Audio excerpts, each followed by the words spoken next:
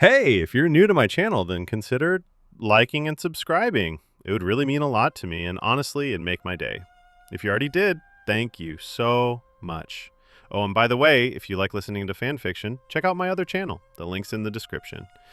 Deadly Drinking Pirate by Darren. Ace was wondering about that sake he stole from those pirates before allowing his little brother Luffy drink it when they became brothers. And now, Luffy has gained a new ability, one that defies the laws of devil fruits and yet makes him even stronger than before. Watch this drunk-proof pirate become the king of them all. Mature Luffy dual devil fruit Luffy harem. Hey Usopp. The sniper looked away from what he was doing. Once the Straw Hats left the lagoon at Reverse Mountain, it started to snow and get cold in the meanwhile. Why aren't you helping us get this snow off the ship? We don't want to sink with this excess weight.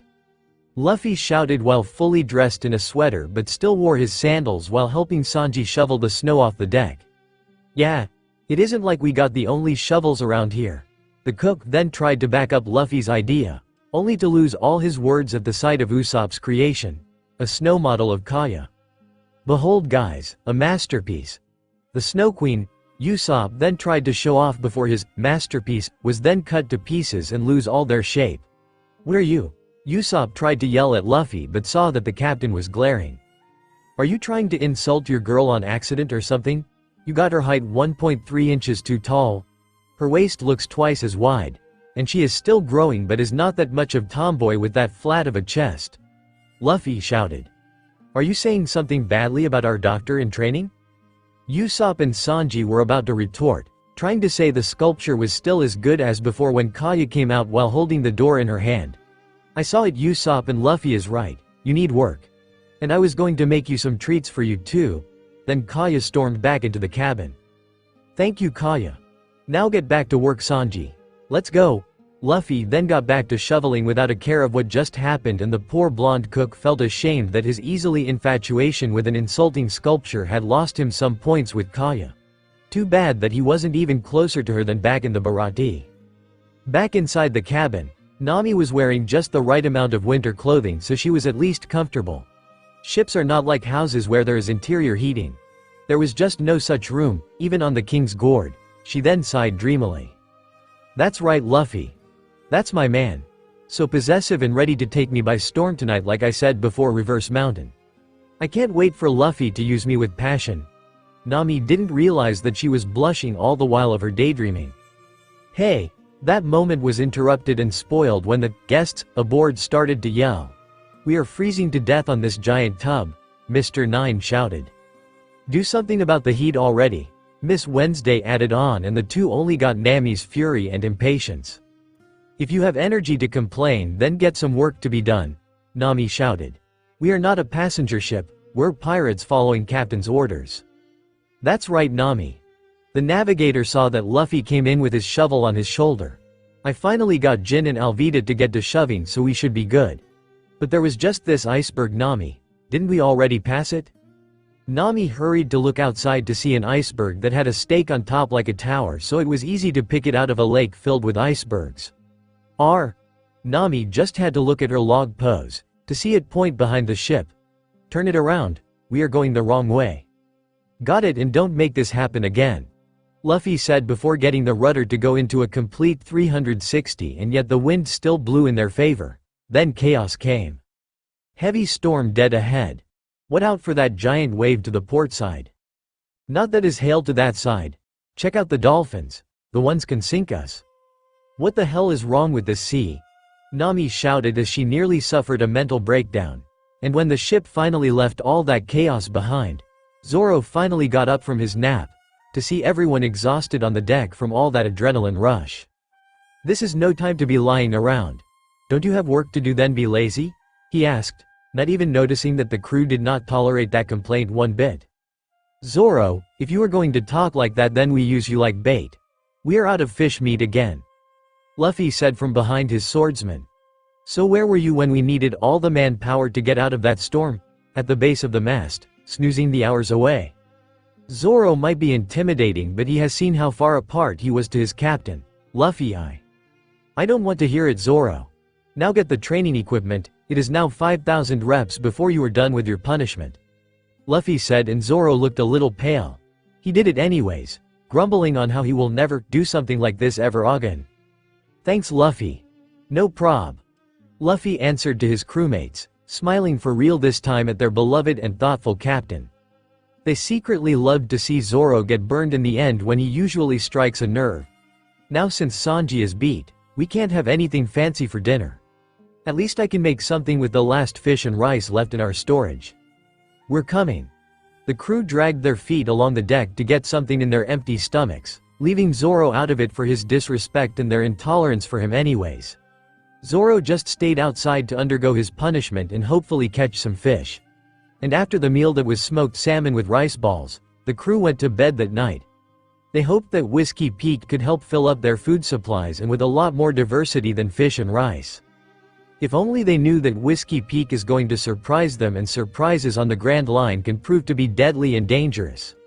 All this is because of a giant turtle that had a young-looking woman resting and using a den mushi to call an unnamed receiver. The Straw Hats and the traitorous agents are heading to Whiskey Peak. You two know what to do, and I sent in another pair so they can eliminate any chance of failure. Make sure the bounties of the Straw Hats goes all around. XXXXX. Hey, what is with all this fog? Nami shouted in frustration as the ship moved around blindly.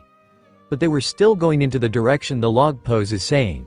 This time, they didn't need to backtrack again. Fog is always here in Whiskey Peak.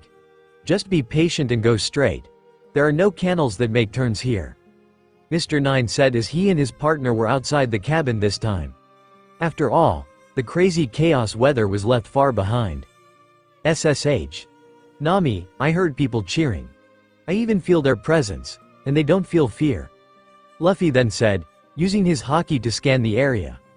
And once the fog was cleared and buildings were seen throughout the island, there were cheers. Cheers for the pirates coming to their town. The Straw Hats were confused by how a town could actually be happy to see pirates and even begged them to come to their town. Please, don't ahem. Ma ma. Then there was the host of the crowds coming before he cleared his throat in a dramatic way. Don't be so shocked. We are the only town in the entire Grand Line that loves pirates. My name is Igaram. Igaram is a tall man with a small red nose and has blonde hair in a style that resembles a powdered wig. He dressed like a gentleman. Igaram seems to have the number 8 at the tips of his collar. The curls in his hair also look similar to the number 8. Luffy didn't like this. He sensed no fear through his haki, but also something of a ruse. Something of a man plotting something devious and deadly behind his fake smile. But when his crew wanted to drown in the party begging crowds, he had to pretend to be excited about it too. But not before whispering something to Nami, who giggled and went along with the ruse too. That party was something to be remembered as the townspeople drank, fed and partied until each one of the Straw Hats dropped in exhaustion and being full. Luffy was part of a drinking contest with Nami and Zoro, while Usopp had an audience with his wild stories. Alvida was doing an arm wrestling contest. She was winning by a landslide. Jin was doing a staring contest and was also winning. And Sanji was trapped by all the women in the village, married and not. Zoro decided to forfeit the contest, right after only half his limit. He said that he needed some sleep. And since Luffy eyes sunk, he kept on drinking until he was the only challenger Nami hadn't defeated. There was even that large woman dressed like a nun, but she failed as well. But Nami then fell into defeat, but Luffy soon joined her, so the contest ended in a draw. And when the lights went out and the night turned quiet, a certain someone chuckled and got onto his feet. It was Luffy, and his bloated stomach had deflated in an instant. Think that they could stuff me until I fall asleep? Wait until they see more of what I can do. Luffy then dusted his clothes, noticed that Zoro was already gone, and also that the rest of his crew were helpless. But instead of marching out the door, he instead went to Nami, who was slightly snoring with a blush on her cheeks from drinking so much. Luffy gently lifted her and taken Nami out of the room and outside, on top one of the buildings. But there is this that I will prefer no one but you see, not just yet. Then Luffy placed his fingers on Nami's cheeks before slowing drifting down her neck, her stomach, and reached down between her legs. All the while, Nami groaned in delight. Then she gently woke up to Luffy sticking in one of her private parts. But Nami didn't scream and instead kissed Luffy on the lips like a woman in the heat. Ah, is this my reward? Nami asked. I bet you heard me move about. I moved all the money to the ship and stole all the supplies in every house under an hour before coming back. I did good, right? Nami said before Luffy touched a certain spot between her breasts which caused her to gasp in pleasure. That was her answer and her reward. You know Luffy? She whispered. I was able to drink up to 40 cups and won all the money in the town. Thank you, but I don't like you cheating for me to win. I rather you do that to win me. Nami then kissed Luffy again, and her boyfriend kissed her back. Oh, I bet you couldn't help yourself. What a naughty boy. You know me. I am a man. We can't help it. Luffy said and then snaked his other hand but under Nami's shirt, on one of the mounds on her chest. And Nami groaned again before taking Luffy's hand to keep it up. You have been a good girl, these are much more soft and full. Well, Nami tried to say with all the pleasure doing through her system.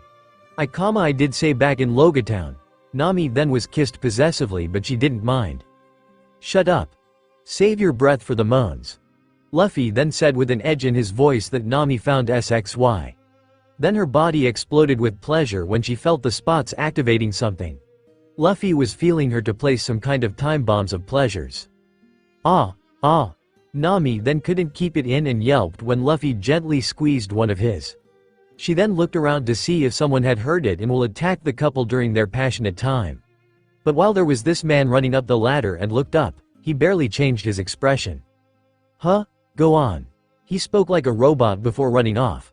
Nami could have sworn that man was wondering why he was running before sprinting off anyways. Luffy, you're a genius, Nami told her boyfriend. The captain of the Straw Hats had made an invisible area in which every living thing will act no different to him, making out shameless with his girl and will just move on.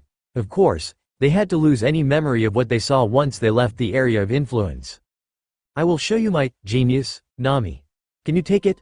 Luffy spoke in a teasing tone that left Nami inventing a new definition of blushing mad when she saw her boyfriend gently drag her hand to between his own legs. She didn't say a word as she felt something big, thick and long awakening to her touch. Take it. It belongs to you as it is to me. Yes, Luffy. Nami spoke with pure lust as she undressed Luffy, who was doing the same to her. Good thing they made sure no one will peep on them. Of course, once they released what they had spent hours keeping in, they still have some more to take care of. XXXXX, damn it. I know that Luffy isn't that dumb like Usopp and Arrow Cook to fall for such a stupid party. I wonder if Alvida and Jin saw through it too. Zoro said as he breathing raggedly with sweat covering him from head to toe. So why haven't they came yet? At least that Miss Monday was a good opponent, unlike that Agram pushover. Miss Monday is a tall, muscular woman with dark skin and pink hair pulled into short twin tails. She wears a short dress with a magenta and white diamond pattern, and 3 green flowers. A distinctive feature of hers is her soft high-pitched voice, more commonly associated with small, frail girls. Which helps when it comes to disguising, as seen when she posed as a nun without her true size and strength being noticed. And now Zoro was exhausted and surrounded by the rest of the bounty hunters that features both Mr. Nine and Miss Wednesday. Pushovers as well, and some ridiculous like Mr. Beans and his partner Miss Katharina. She was an average woman, dressed in a religious habit. She wears a black long dress with long sleeves, and a veil that covers her hair. She was also seen with a cross that doubled as a poison container. And Mr. Beans was just a midget dressed like a kid to lower Zoro's guard down. Too bad it didn't work. Now I really need backup. Zoro was going to complain about this until everyone heard something in the distance. It was like someone was screaming at the top of their lungs. But not in the way of getting attacked. More like a woman moaning in sexual delight. That was why Zoro was blushing and the bounty hunters were too once they were all knocked out, left to foam at the mouth. Sorry about that, Zoro, we got carried away. Zoro sighed while resheathing his swords and finally relaxing his stance. He had a good feeling of what happened when he saw Luffy flustered like Nami, only the navigator looked like she was sore at the base of her legs. I figured, and you better have something for this little. Zoro halted his speech when Luffy smirked and revealed one of the bottles left unopened during the party. Fighting over 100 bounty hunters had gotten Zoro thirsty and ready for a drink once again. And soon the trio were on top one of the houses with Zoro drinking that bottle by the cup that Luffy had savaged from the party house. Seriously, Luffy? If you could knock them out, even during your release. Zoro dragged out to see Luffy and Nami blush but nod. Then why did you leave me to fight them? I don't have that power and I just started my haki. Because while you did do the punishment exercise, you didn't get us any fish until the next town. Luffy said simply, and Zoro felt like his head was knocked loose of his neck. The swordsman should have known better. Besides, you got a good workout if these were real bounty hunters. Zoro knew that tone of voice. The fact that they fainted so easily, you will have to bargain with us if we don't want to tell this to Sanji. Yeah, the girl chirped. I can't wait to tell Sanji-kun about how you were sent ragged by a bunch of weaklings that called themselves bounty hunters. Zoro groaned, thinking of the extra hard training from Luffy or the money he will have to pay Nami. Whatever. Zoro then drank the wine from his barrel cup, the only thing that was good tasting in his mouth. So why do you want to get stronger if you already this far ahead, even to most Grand Line pirates? You even managed to injure Hawkeye. I still couldn't win Zoro. Luffy said in a modest tone. And to answer that question, let's say that another warlord that is named Doflamingo is around the same level as Mihawk. Luffy then said, then there is another pirate that is one of the Yonko named Whitebeard. He can face against pirates as powerful as Mihawk and Doflamingo easily. He is at the same level as my grandpa, the fleet admiral, and the other Yonko members. Now Zoro and Nami were shocked and shaking on reflex. They all saw what Mihawk is capable of, and now Luffy said that there are still pirates that are strong enough to win easily against the greatest swordsman is why I need to get stronger. Because this world just has this crazy food chain of who is strong and who is stronger. Only the strongest can become the pirate king. Got it, Luffy-kun. Both Zoro and Nami said. They just will take their captain's word, he is the worst there is to lying, they know.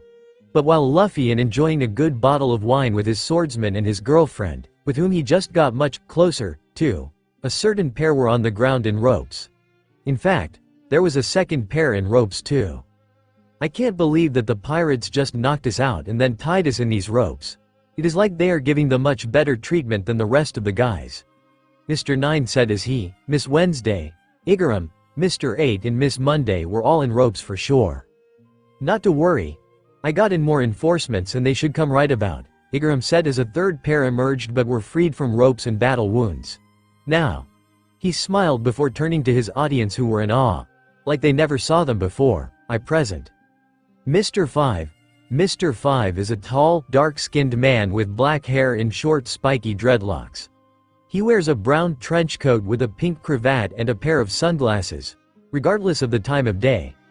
Like the other officers, his number is shown both on his clothing and his body. He has a 5 on his coat. This number is also tattooed on his right shoulder. And Miss Valentine. Miss Valentine is a woman with short blonde hair and dark eyes. She wears a yellow and orange hat, as well as a yellow dress with a lemon-like pattern, lemon earrings, and white high-heeled shoes. They will surely kill these pirates and spare us, right? Igaram then turned to the newcomers with a smile of hope for a yes. As if. But instead, Mr. 5 and Miss Valentine both said and turned a little deadly for the comfort of the defeated assassins in ropes. End of chapter 11. Let me guess. Luffy said in a flat, deadpan tone. You're here to dispose of failures that are still alive. That fits the style of cold-blooded killers like you. Instead of answering, both Mr. 5 and Miss Valentine laughed. You are smarter than what you let on, Mugiwara. Or do you prefer, the Liber Glade? Mr. 5 sneered at Luffy with his crew non-responsive while his captives were in deep shock. They all thought that Zoro was the real captain, but even the pirate hunter was reported to be nothing against the deadly Liber Glade, who was able to poison Krieg and send Arlong into a deadly, drunken daze before being beaten. Wow. A pair of triple alliteration, I'm good. I don't care. You will not kill them. After all, one of them is a princess in disguise. Now everyone was shocked and they all followed Luffy's thumb pointing to Miss Wednesday. I have a talent for detecting negative thoughts, and let's just say, the secrets just speak to me whatever I want to listen in or not. Now Miss Wednesday was covered in sweat and was completely helpless to get out of this situation with her arms and legs still tied up. She couldn't even turn away as there were eyes glazing at in every possible direction. Then Mr. 5 had a vicious smirk. I think that we lucked out, Miss Valentine. Now that one of our own is a princess, We will get our paycheck and a ransom in the millions." Mr. Five laughed maliciously and was joined by his partner. But before they could even approach Miss Wednesday, Luffy got in their way. "Move. That's our gold mine you blocking." "Murder, kidnapping, ransoming, human trafficking, stealing," Luffy simply said. "You all are no different than evil pirates. Ones that makes pirates like us look bad." Then Luffy stopped before smirking. "And no wonder. Your boss is none other than a pirate. Crocodile, am I wrong?" Now that shock brought down the world and shattered the very atmosphere. No one could even move from their stance. "Damn it. How did you figure that out? Now we are doomed." Mr. Five charged to grasp Luffy by the collar. "We are going to die, and it is all because you couldn't keep your mouth shut." Exactly. Despite being surrounded by people scared out of their wits and glaring at him, he spoke in a calm tone. "You couldn't shut up.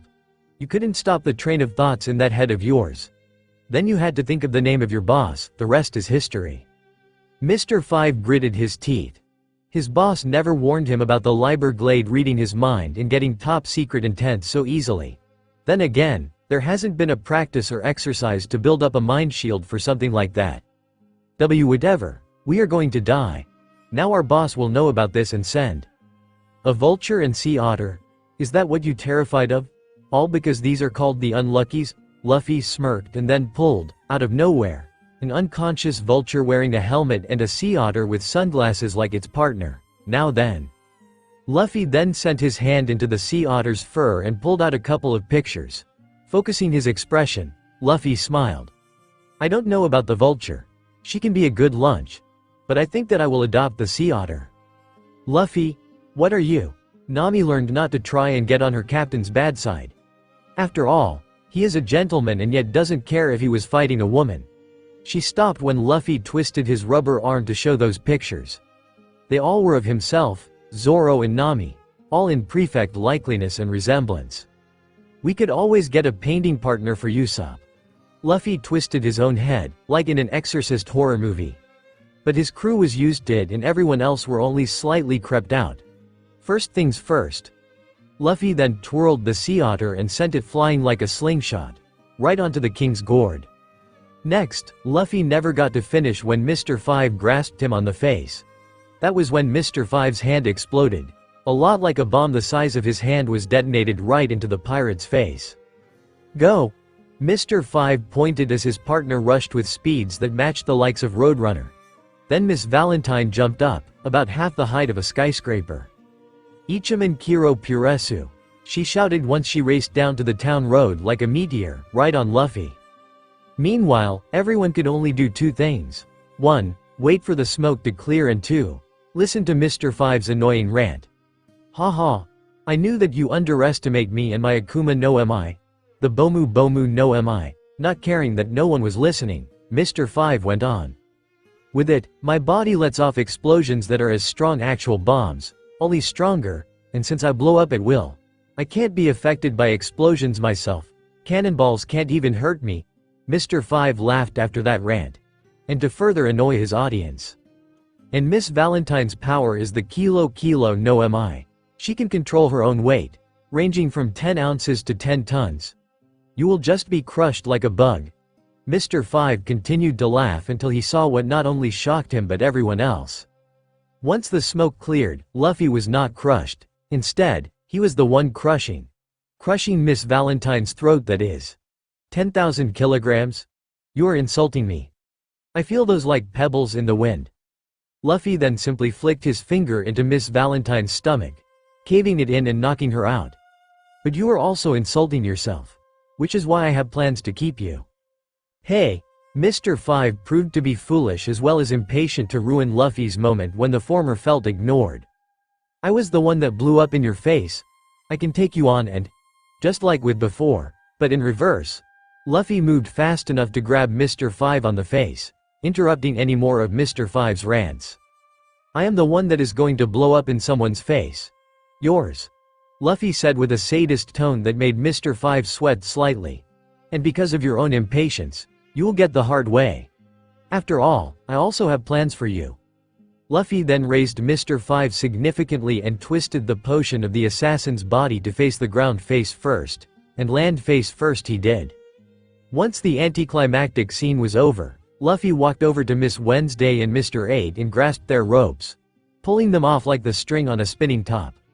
Now while we pack up and blow this dirty popsicle stand, you better explain why the princess and her aide are doing with assassins. Luffy said and used the pair of ropes to tie up Miss Valentine and Mr. 5. Wait, what about us? Mr. 9 shouted while Miss Monday growled, trying to be intimidating, but they both were silenced by Luffy's own glare. To them, they were trying to stare down an angry sea king. All I have to say is that you two make the cutest couple. Here, Luffy then pulled out a simply knife, obviously not his, and threw it at their feet. Once you get out, we will be long gone. That means, you two will have the place all to yourselves. You will thank us later.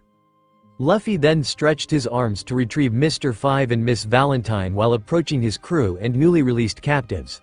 Come on, these two will just be a distraction. A talk with a princess should never have such vulgar witnesses like them. What? Mr. 9 shouted while his feet barely got the knife, but this time, everyone glared back. Never mind. And then Mr. 9 hurried to free himself while Miss Monday breathed down his neck to hurry up. That was to be the last anyone has seen of that strange pair that looked indeed like a cute couple. XXXXX. And that's it, Luffy said once Miss Wednesday, real name to Vivi, finished her story. That she wasn't an assassin, but a spy. A princess that infiltrated the ranks of this organization of fellow spies and real assassins that are called Baroque Works. The reason? Apparently, Baroque Works has this sinister plan for Vivi's desert home country that is named Alabasta. Vivi wanted to find out what and how she can get her country ready for what could be best called a false civil war. Yes. Now that Vivi had ditched the accent and hairstyle, why thing like the so-called assassin named Miss Wednesday? Vivi looks much younger than Miss Wednesday, and far more beautiful with her hair let down. I just figured out who the boss is, and that only spells more trouble for my home. I guess that I don't need to share the name. Vivi then looked at Luffy with a mixture of emotions. Anger for the danger of his own unveil all the way to confusion that Luffy did while confident that there was no danger. Just what kind of man is Luffy? You could explain two things actually. Luffy responded. The first one is plainly and painfully obvious. Your aide is a cross-dresser. Why? His audience looked like their eyes were inked out black at the mere thought of a guy like Igaram being a cross-dresser. Look. Luffy then pointed for everyone to see a nightmare come true. Igaram, with woman's clothes and makeup. It's going to hem ma ma, it's going to be okay princess. It was hard to take Igaram seriously with this ridiculous attempt to pass himself as Vivi. The Straw Hats couldn't stop themselves from laughing while Vivi was trying to talk her aide out of the disguise and that he was going to take the fall for her failure. That was when the Straw Hats stopped laughing and got serious again. Even with the unluckies out of the way, there is still a good chance that Baroque Works is aware of Vivi and Igaram failing to capture the Straw Hats and trying to abandon the organization. But Igaram was as stubborn as he was foolish. He went and took the only other ship than the King's Gourd in order to take the only way out of Whiskey Peak. Meanwhile, Nami had to take Vivi through the town in search of her pet duck. Luffy went for the rest of his crew while Zoro took both Mr. 5 and Miss Valentine on board the King's Gourd and make preparations to leave the dock. And while they were at it, there was an explosion at the mouth of the river where the water becomes the sea. In the shadow of the flaming wreck of Igaram's ship, there was a slender woman in her late 20s, giggling. A decoy? That is too ridiculous to even laugh at. The shadow of the flame prevented any more detail about her to be visible. XXXXX. Once Zoro got both anchors out of the water, with his bare hands and sheer strength. Hey, I found them. Zoro heard his captain's voice, which was followed by the sound of a couple of bodies landing hard on the deck. It was Usopp, Jin and Sanji. All were still out like drunken animals and all had Alvida on the top of the pile, out like lights as well. Seriously, Captain? They still haven't woken up, Zoro remarked while smirking to see that Luffy was not shooting the disappointed glare his way, but to the pile of bodies. Nope. Luffy said, with disappointment clear in his tone. When they do wake up, I am going to have to double their training for all this. I might even have used my powers to build up their alcohol tolerance, the hard way. Luffy then huffed and leaned on the railings, on lookout for Nami and Vivi. He never saw that Zoro silently nodded while relieved that in this case, some people got the punishment from Luffy and it wasn't Zoro this time. But then Zoro heard the argument between two women and joined Luffy to see Vivi and Nami yell something about a duck. When Luffy called out, they both got this as a respond. Apparently her duck has gone missing, now she is refusing to leave without him. Luffy had no idea about a duck until Zoro pointed to one. A duck indeed, but was as big as a horse that had an arrow helmet on his head and a saddle on his backside. This duck? Zoro finally spoke up and pointed at it. When the duck waved, "Hello," the women recognized the duck perfectly. They even yelled out in disbelief that they were searching the town for nothing, was on board before me. Vivi confirmed that now her duck was on the ship, it was time to leave. She explained about the river leaving out of Whiskey Peak, so Luffy and Zoro turned the massive ship into that direction. That was when, "Hey, the ship is leaving."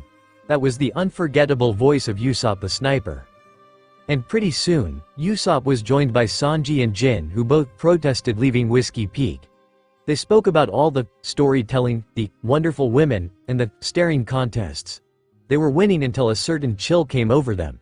And it was Alvida who noticed and cringed to see Luffy staring them all down like the devil himself. When the others looked up once they felt Alvida stiffen up, they were sweating buckets all over. Luffy then gave them a beating like never before and returned his focus back on navigating the King's Gourd off the island. "Did you give them the short version?" Nami asked like an innocent kid, and Luffy smirked. "I left out most of the details." Nami just giggled and pecked her boyfriend on the cheek. She was enjoying that Luffy looked so sexy when he was acting the mischievous monkey kind that he was. "Too bad you were taken because you are so sexy." Then a woman's voice was heard. And Luffy was wondering why he didn't recognize the signature that the voice seemed to originate from. "I am taken, Nami. By you. And thanks for the compliment." Luffy smirked at Nami again but lost it when he saw that Nami was confused. Come to think of it, that voice was much too deep to be Nami's. Then who? "I see, the Mr. Captain has a relationship with Miss Navigator. Truly a couple that are lost without each other. I always dreamed of being the lucky girl." Luffy and Nami finally heard that voice well enough to look up. And they saw, with everyone else finally aware, that they had a stowaway. One that Vivi seems to recognize out of the other pirates. Miss Sunday, the boss's partner. Luffy then got a little smile on his face. "Crocodiles," Luffy muttered. "She is much too beautiful to be some crime boss's bad girl." Even though he spoke that in a low tone, Nami pulled her boyfriend closer and showed a pout. Because of that, they both never noticed that this Miss Sunday had a slight blush on her tanned cheeks. Miss Sunday is a tall, slender, yet athletic woman with shoulder-length black hair. Her eyes were blue and she has a long, thin and defined nose. Finally, her limbs are very long, especially her legs, contributing greatly to both her overall height. Miss Sunday wears a gold armband with white strings attached to it with the letter N on it. She also had a similar one with BW on it, which could be for Baroque works. Her outfit was composed of a skimpy cowgirl outfit consisting of a purple cleavage exposing corset and matching miniskirt, both with white ornaments hanging from them, and a white fur-lined coat paired with a white cowboy hat and white high-heeled boots. "Sorry, Miss Navigator, I meant what I said. Your man is devilishly handsome. I'm getting a little hot under the collar. And every other one too," Miss Sunday said in a seductive tone. It took Luffy's hand on her opposing arm to stop her from clutching and possibly crushing Luffy's. And while the captain was settling his girl's nerves, everyone showed their own uneasiness by pointing guns and other weapons at Miss Sunday. "Back off, guys." Luffy then tried to settle his crew. If she became a warlord's partner, she is not at all what she gives off. "Back away, now." Luffy growled in an effort to get his crew to obey him. But it was not necessary when Usopp, Sanji and Zoro were suddenly thrown over the railing that Miss Sunday was sitting on. And she didn't even move a muscle. What the hell was that? Jin shouted and steeled his nerves, which was difficult, not because of Miss Sunday's subduing 3 of their own already but because Luffy was spreading his killer intent at them. He already proved to them in the East Blue that he was more than capable to killing everyone he invited, hired, convinced to join his crew. The grand line, "That's what it is, Jin, and for the last time, back off." Luffy shouted from the top of his lungs this time. And finally, the Straw Hats backed down and away from Miss Sunday. Now then, what's the boss's girl be doing with a band of pirates like us? Are you SS Sunday laughed in a cruel manner. Oh no, I am just his right hand and second in command. I am still single and allowed to do what I wish, unless the boss gives me my next orders. Miss Sunday smirked to see the pirates back on guard, with the exception of the cook. That idiot cook with blonde hair just made Miss Sunday chuckle like a sadist. What I am here for is to give you this. Miss Sunday threw a strange item that Luffy caught in a similar manner to a frog's tongue catching a fly. It looked a lot like Nami's log pose, but instead of a globe attached to a bracelet, it was like the globe was part of an hourglass. An eternal pose, Luffy muttered with an angry tone for some reason. Right. Unlike a log pose, this will always point to a single island from any other location, Miss Sunday said, but before anyone could comment on this stroke of good luck, Luffy crushed the eternal pose in his hand. This caused his crew to go silent in shock and Miss Sunday to raise her eyebrow. That was not nice. I gave you a gift and you reject it? We know where to go, Luffy said. Besides, you are our enemy. And our enemies have no right to decide our course. You will just lure us into traps or see to it that we will never make it to Alabasta. Luffy explained with a calm tone that showed just how little he trusted of Miss Sunday. Nami and Vivi were about to scold Luffy for his actions, but after hearing him out, they lost any words they wanted to say.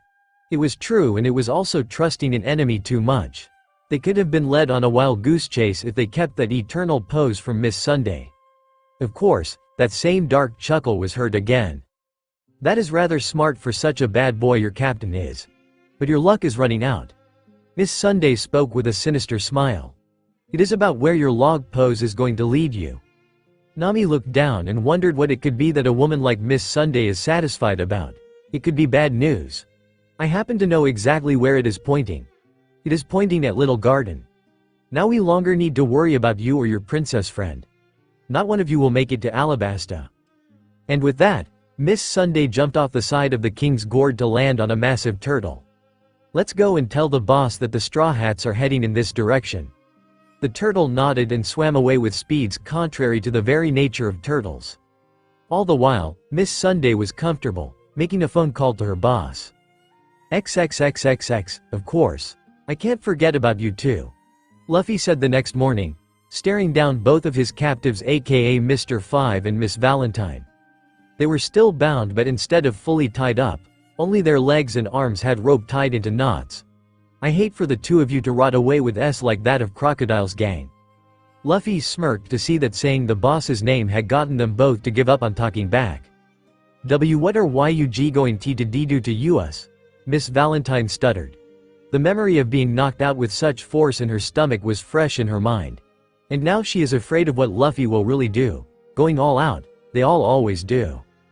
Since you are part of an organization led by a warlord, a pirate, it means you too are no more than lowly pirates yourselves. Luffy got straight to the point. That is why you are going to be with my crowd. Sensing both of them about to protest, Luffy quelled such emotions with a burst of ki their way. And because you are now my pirates, I am going to train to the ground. That is what I am going to do. I am going to train you so you won't just one-trick ponies like you let off at Whiskey Peak. Luffy first turned to Mr. Five. You say that you safely self-destruct any part of your body, but you didn't try to use that ability to repel my move to silence you. Have you ever thought of such a thing? It can help against sheer numbers. Armies are cowardly without their numbers. Luffy smirked to see that Mr. Five had no real answer to give. Then he turned to Miss Valentine. So you can freely control your body weight without affecting your body shape or mass. She nodded with the speed of a woodpecker and Luffy smiled wider. I see that you were able to get the drop on me since you gain a boost in speed once you used your lower limit of your powers. That is just dandy, but have you ever thought of being able to use that power on a selected part of your body? With that, you befit from both your lightest and your heaviest weights. Seeing that he made his point, Luffy then moved his arm in a blur. That caused the ropes to come undone, releasing both Mr. Five and Miss Valentine. Good that I got that cleared. Come, it is time for breakfast. Luffy was about to open the door to the mess hall after climbing to small staircase when he turned back to them both. And if you want me to take it easy on you later today, You better not try anything and not hide anything from any of us." And then the Straw Hats had their breakfast. Thankfully, Luffy had a spare table and tablecloth for times that are more mouths to feed in a sudden. And while the Straw Hats don't seem to mind Vivi, a princess, eating with them, they were a little distant from the two newly unbound captives that Luffy said to be part of their crew. They were still not trusting those who were once part of the same criminal organization that have the likes of Miss Sunday as their boss. That is, until Vivi, ignoring everyone whispering to her, approached them with her plate still covered in food. "Hey, are you two alright?" Vivi asked. She was definitely not the stereotypical princess. They will never associate themselves with the commoners, but not Vivi. "We will be fine," Mr. Five said, playing with his food instead of eating it. "If only we didn't have to dread Straw Hat's torture that he calls training as soon as we have our breakfast. I don't even feel hungry. How about you, Carol?" Vivi was surprised to hear Mr. Five call his partner such a casual name instead of the code names. The same, Frank, Miss Valentine, or Carol, responded. "For once, I wish that I didn't have to eat. Everything I was starving to death every single day." "Well, at least you won't starve on Mr. Luffy's ship," Vivi said meekly. "I am sure that he can be rough, but he is at least fair about it." That also didn't help until they all felt someone familiar staring down their backsides. "Funny you should say that after how you only know me since you tried to kill an innocent whale without an inch of remorse," Luffy said in a tone that spoke for all present. Vivi was trying to settle down two new crewmates in a way that is not even helping herself. "That is considerably low and swallow. But you're right, of course. I don't let anyone starve to death or anything while you are on my ship. Besides, you want to get strong and not stay weak for the rest of your lives, right?" Silence reigned in the dining room, with a cook that was only a few steps from scolding Luffy for being mean and disrespectful towards Carol, not really caring about Frank. "Yes," Frank spoke that time. "We wanted to be strong and Baroque Works promised that. We thought that we gotten somewhere by being one of the top 5, under Mr. Zero. The boss or crocodile if you are getting tired of hearing it." "Whatever, do you have any dreams?" Luffy said, which took both them and his crew off guard. "I mean it. We all have dreams that draw us to the ocean and sail its seas. We pirates that seek fun had a dream that keeps them going. Dreams are what makes life fun instead of just staying in one place, doing one thing for all of our days." Well, Carol stuttered. She really wanted to answer to Luffy, but her voice was as shaken up as the rest of her body. It took until Frank rested his hand on his partner's shoulder. "We do have dreams. I want to help others by becoming a firefighter. Someone to rush into danger and save lives," Frank said. "But the problem is that while heat, fire and explosions can't hurt me, it's all I can ever do," Frank said in an honest tone and then nodded toward become a chocolatier, a chocolate lady. Carol said at last. "After all, chocolate is something to be both received and given on Valentine's Day. And that was what happened to me on the Valentine's Day when I met Frank." Luffy smiled to see a pair so close together, they can be mistaken for an active couple.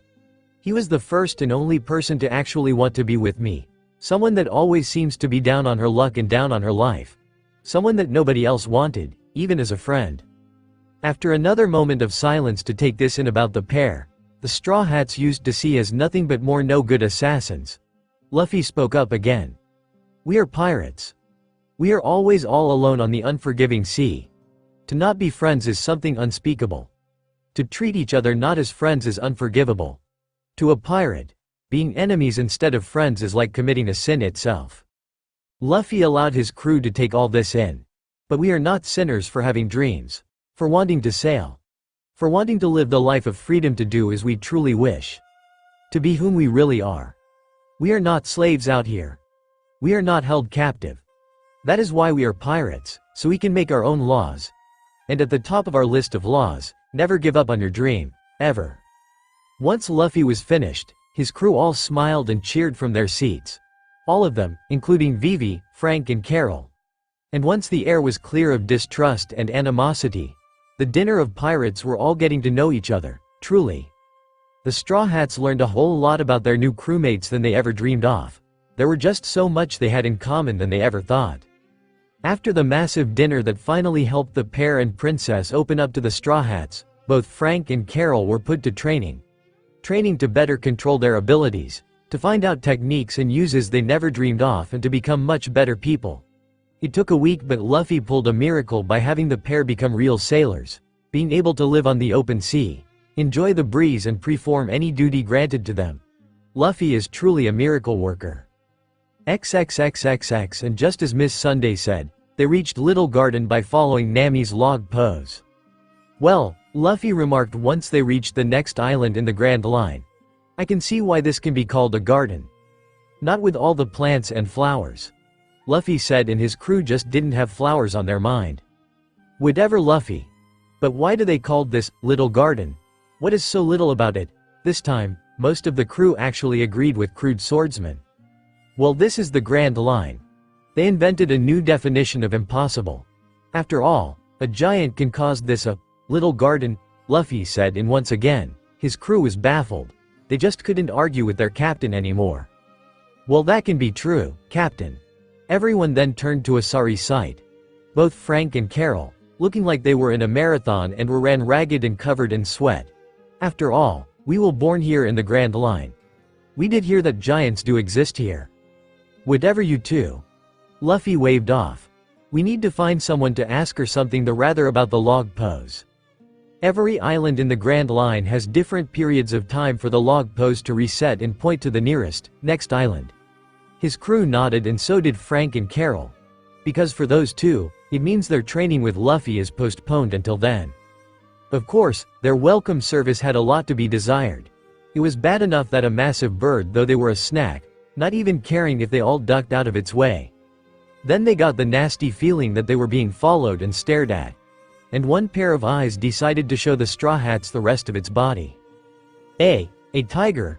Nami and Usopp found themselves backing up to the opposite side railing along with Carol. Who would have thought that they would make such a close crowd of cowards? But all that was not necessary when that same tiger only followed the king's gourd down the stream before it roared in pain, before falling with a pool of blood gushing out the side facing the sky. What just happened, Luffy? Nami asked of her boyfriend, who didn't even look disgusted or shocked, but concerned. I am sure that he was just waiting, Nami. He was holding in all that pain until he saw me. Luffy then put his hat on his chest, the traditional act of saying prayers to the newly deceased. He was getting close to that age of his long life. You have been here? In the Grand Line before? Usopp finally walked up to his captain about that encrypted talk. Usopp. Luffy said sternly. When you get drunk, your mind is as gullible as a child and as forgettable as your great-grandfather. What better way to keep a secret? Luffy asked, and didn't give anyone the chance to answer as he approached the kitchen. Now I am going out. I need to see what else is to Little Garden while we wait for the log pose. Once Luffy exited the kitchen door, he saw Vivi in front of him. Luffy, can I go with you? Now this was surprising. I need something to do during the wait too. And I am not the type to stay in one place for long. Vivi, you shouldn't say such things in front of Nami. Luffy said as the first order of business. I don't want the wrong idea to be spread on my ship. Luffy then turned to Nami and nodded in assurance, which caused his girlfriend to release a sigh she was holding in. Now about that walk in the jungle. You will need an aide so we won't get separated. Of course, Luffy, Karoo will come with me. Vivi turned to face the large yellow duck on deck, who suddenly had all eyes on him. This caused the poor soul to nearly faint in shock. Of course, Karoo found himself carrying Vivi through the jungle anyways. Thankfully, Luffy had made another meal if he was to have company. What a girl, she's so brave. Usopp remarked, while both Nami and Carol adding their own 2 cents, as Vivi is a princess who breached the enemy ranks in an effort to help her country. Come on guys. We need to get training somehow while we are not sailing. Zoro said to get the attention of every other male crew member. Unless you could stay with the girls and tell that to Luffy as to why you were training. Sanji, Jin and Frank were the ones that got the memo and actually followed Zoro into the jungle, leaving only Usopp, who was still too cowardly to leave the king's gourd. What a way to show your manliness. Alvida said sarcastically. And too bad I have to keep an eye on you three. Captain's orders. The trio just nodded and sat on the deck in a sullen manner. Somehow, even the ship didn't feel safe in this jungle called Little Garden. Then they saw it. The shadow of something far bigger and more dangerous than tigers and dinosaur birds. So big that it completely covered the deck of the King's Gourd, a ship bigger than most other ships in the entire world. When Nami, Usopp, Alvida and Carol turned to see what it was, they could only scream. Eek! Yer! Ga ba. That booming voice had blocked out all those screams and it could only be one thing. It was a giant. A giant had found them. Once the shadow lifted, the Straw Hats were able to see a full body detail of this giant. He was a giant who dresses in a Viking costume, which consists of a red overall with golden button straps, fur linings, a leather strap around his right shoulder and another as a belt, yellow pants with black stripes and fur linings at the bottom, yellow shoes, and a red helmet with 2 horns. Finally, he had a blonde beard shaped like an axe's blade, beady eyes, a wide grin, and a pig-like nose. Well, what is the answer? He spoke in a booming voice. Nami, Usopp and Carol are all too scared to even squeal. Alvida spoke up. What was that you asked of us? All I heard was your laughter. The cowardly trio hid behind Alvida, out of sight from the giant. I asked if you had anything to drink. I'm in the mood for some sake right about now. The giant said. He sure was patient and polite for someone of his size. But before Alvida could respond, the giant screamed. Graw! After scaring the trio behind Alvida even more, the giant turned back to his behind. There, he and the Straw Hats all saw it. A Tyrannosaurus Rex or T-Rex was biting down on his butt. But dinosaurs were supposed to be extinct for eons. They must have survived what wiped off the rest of the race and thrived on the tropical island of Little Garden. Whatever the case, the giant looked annoyed and reached for the giant-sized axe on his belt, before chopping the dinosaur's head off. With the trio screaming once again and with Alvida flinching, they saw the giant triumph over the dinosaur. I am Brogy, Elbaf's strongest warrior, invincible. Ga ba ba.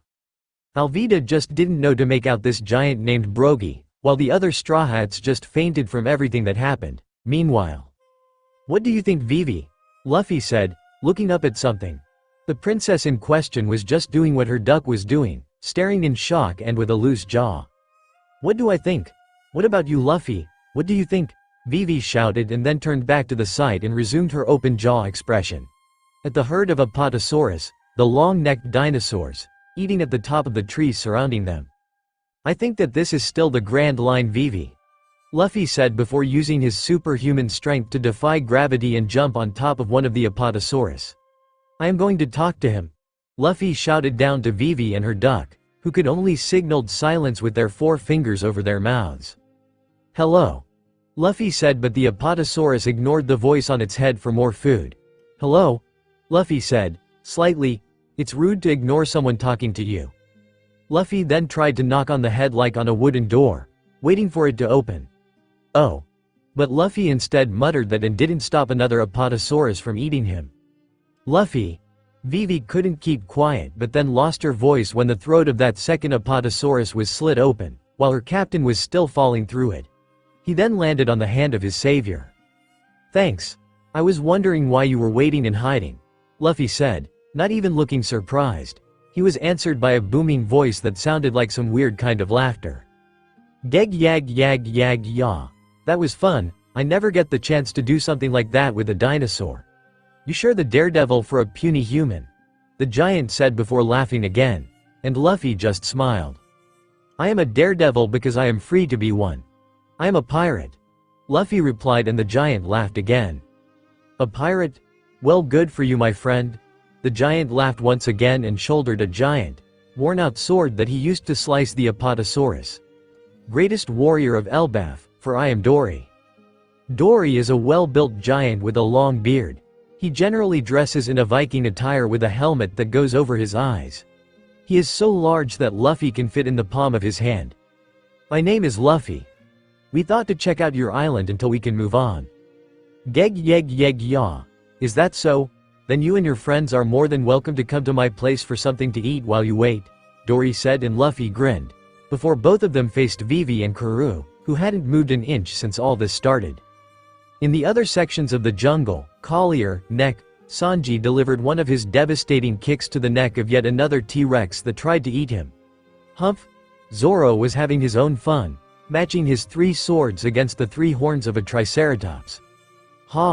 And Jin had encountered a Marisuchus, one that was fast, but Jin was faster and stronger. Once each of them got their prey, they gave up hunting and lugged their catch until they finally found each other. "Hey, you two," they all said. "I am the winner," they said in unison once again. "You lost, damn it." And soon enough, they started to argue on which prey was better. Zoro said that his prey had the most meat. Sanji said that his prey was longer and was better. Jin stated that his prey may be smaller but was sure that the meat was pressured in that small frame and thus more suited to be cooked. Zoro and Sanji ignored Jin trying to get into the argument too until he realized something.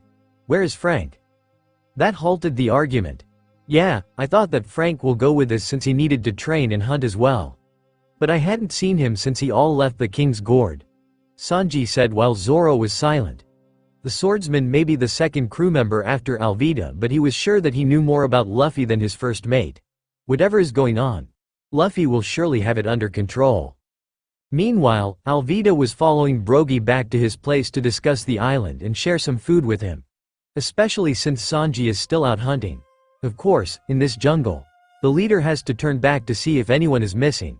And that when Kaya, where is Carol?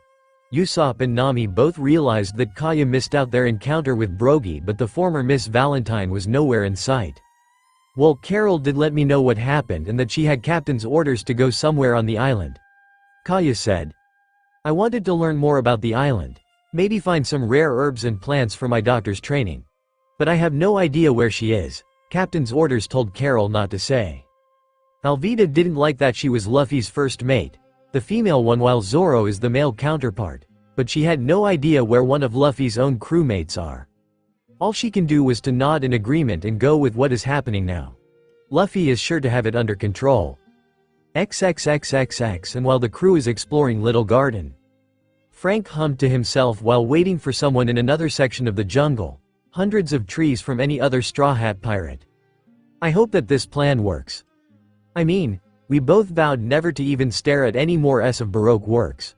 But then again, the captain is barely wrong." And while Frank was thinking to himself, another T-Rex had found him. Roaring loud just enough to get his attention, the T-Rex was wondering why Frank didn't even raise an eyebrow to its presence. "Can't you see that I am busy waiting? Go and bug someone else," Frank said uncouthly, and when he tried to look away with a bored expression, he heard that same roar again. He sighed, irritated to see drool on his jacket from that T-Rex. "You are one mean son of a bitch." Frank still had this sort of a temper, and now the T-Rex had pissed him off. Die. Frank would have used his body when it came to his devil fruit power, but he fancied more of his flintlock pistol, his only other weapon. And with the accuracy of close proximity, the T-Rex lost its head. Literally, that explosions had detached it completely. "Nice." Frank twitched and moved his gun towards that voice only to relax his guard. "Frank," Carol said as her partner placed his gun away with a sullen expression. "I'm sorry I am late. It was harder to get Kaya to take my place in the group following the giant Brogy." "Is that so?" Frank said, and Carol nodded. "Well, I have been ready and waiting to this. Are you still feeling uneasy about it?" CD Frank did too. Then their thoughts caused them to make a complete recall of what Luffy told them before they were in sight's reach of Little Garden. Flashback begins. "That will enough for today, you two," Luffy said to Frank and Carol at the rear of the ship. They were hoping to practice their haki in conjunction with their devil fruit powers. Frank will use his hake to coat the ship deck so that his explosions won't even leave soot stains, and Carol the same with dents while she increases her body weight. "I have something to ask of both of you."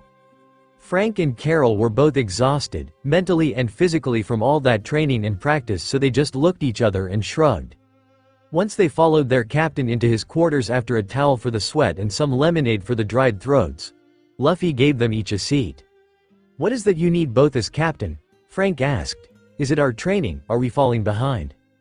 "On the contrary, you have been ahead of the pack. I really am proud to see you take such a huge step forward," Luffy said, and his guests both blushed. "What I need to ask of you is the island that we are soon approaching, named Little Garden." Frank and Carol looked at each other again, this time with a look of confusion and uneasiness. "Yes, Captain?" Carol asked. During my training, I have learned a lot with my observation haki. I can understand animals to some extent, detect lifeforms from a distance and sense negative emotions, such as murderous intent, like that of assassins. Luffy got to the point and his audience were a little sullen looking. That must have gave them away back at Whiskey Peak. And I have been picking up a couple of human signatures that have such negative emotions given off, right on the island that we are sailing towards. It must be more of Crocodile's agents, cutting us off to kill us, Frank suddenly said, and Carol nodded, with a similar panicked expression. But that was settled down when the air in the captain's quarters had gotten thicker and harder to breathe. That always meant that the captain wants their attention. I figured that you were the right ones to share this since no one in the crew, not even Nami, knows about this development. They are still training their haki, but I am sure they will get to my level in several more months. Luffy said. That is why you two to seek out this pair of assassins, and see to it that we might get another crewmate. Another crewmate? Frank echoed. I thought that these were all assassins. Two, you were assassins and I wanted you on my ship anyways. What's your point? Luffy asked, smug that he got them. Besides, we are going to see to it that whatever Crocodile has planned for Alabasta, he will fail and Baroque works will fall. Luffy said with seriousness and conviction to his word, clear as day. But unlike the heroes in your childhood books, I think of everything. And since you left, there is no other place to go but here. And that will be the same for every agent you can tell me that is still part of this organization. Both Frank and Carol were silent. All right, Captain. Carol answered this time. But Miss Sunday saw us and she must have told the assassins on Little Garden about us. Nice that you get to the good points. I already got that covered. Luffy said. Once I get on the island, I will be able to find this pair and see to it that even if they were told to kill you, they will instead act like you are still part of Baroque works. Trust me. Frank and Carol said nothing. They still didn't like the plan. But they can trust Luffy, right? Flashback ends. Come. Captain said that it is this way. Frank said, putting on his sunglasses. Carol nodded and opened her umbrella. They had to look like the part in order to act out. And soon enough, they found a small, single-room house made of wax. It looked like the heat and humidity had caused the complexion to be somewhat melting. But Frank and Carol were not to be fooled. That house is as strong as steel. That will explain why yet another T-Rex foolishly tried to bite down on, only for the beast to recoil back with pain rushing from its teeth cracking. Hey! Frank tried to act tough and ruthless. Get the hell out of our way. The T-Rex saw them and figured that humans were much softer and easier prey. Wait. I can handle this one. Carol spoke in a sadist and childish tone. And when the T-Rex charged for them, Carol struck first. Ichikiro Ichiman Kiro Ho. 1 kilogram 10,000 kilogram cannon. 2. Frank smirked to see his partner basically disappear in a blur only to hit the T-Rex with the weight of a full-set freight train. Of course, that only bruised the T-Rex and made it flinch from all that pain. You've been having too much fun with the captain. Frank actually teased Carol, who only blushed at the hidden message that Frank sent her way. Then Carol finished the job by jumped high in the air, once again decreasing her body weight. Ichiman Kiro Puresu, 10,000 kilogram press. Carol came onto the helpless dinosaur like a meteor, just like what she tried on Luffy at Whiskey Peak.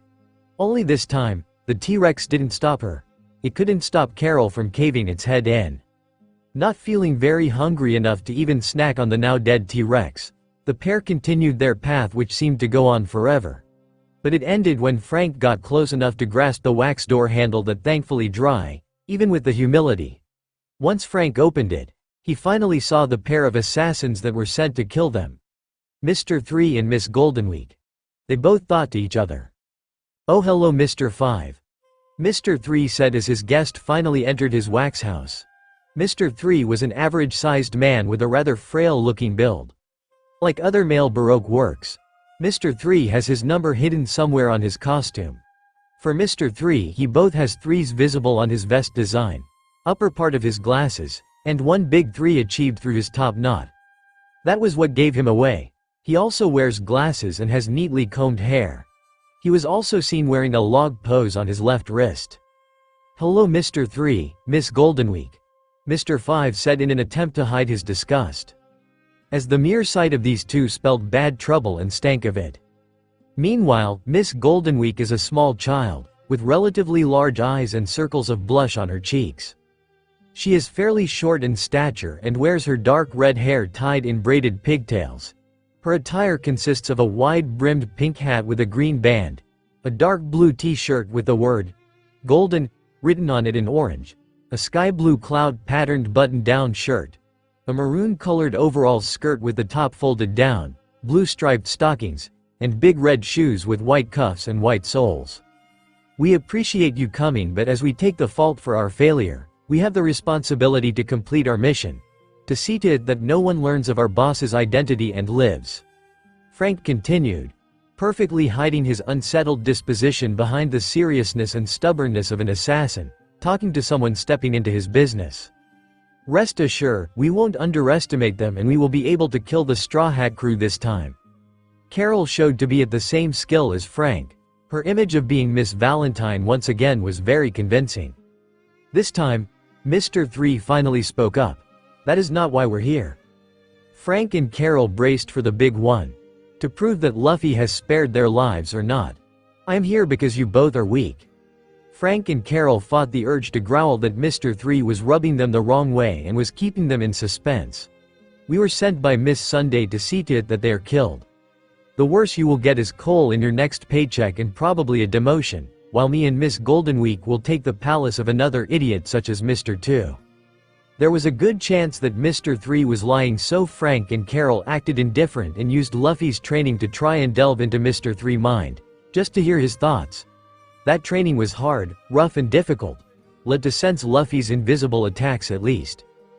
That was because they could hear an emotionless voice faintly describing when the next hit will move, to either the right or the left. And they heard this while Mr. 3 continued to smugly talk them down. Once I am done here with these rundown pirates and show these two idiots what for, I will not only get promotion but ask Miss Sunday to kill the idiot Mr. 2. There was no thought to kill Frank or Carol. Not even a trace of killer intent towards them. The only emotions to be felt were annoyance and arrogance, no aggression. It looks like Luffy did do what he promised. That helped Frank and Carol calm down a bit. And as I was saying, we stuck luck coming here to Little Garden.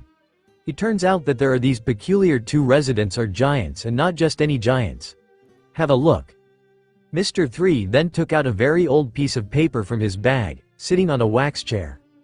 Frank grasped it gently, lifting the paper from the wax table, and both he and Carol saw that this was a wanted poster. It was over 100 years old. And the pair of former assassins saw the faces of the ones wanted in this poster, each with the same bounty. It read, Darry, the Blue Ogre, and Brogy, the Red Ogre, the Giant Warrior Pirates. Both wanted dead or alive bounty. 100 million berries for either. 200 million for both. XXXXX. Meanwhile, I told you that dinosaur meat is delicious. Brogy laughed while he ravaged a leg of it. From the T-Rex he easily slain when he made the impression on the standby Straw Hats. He had taken them to his home, near a skeleton that of a large sea king or something.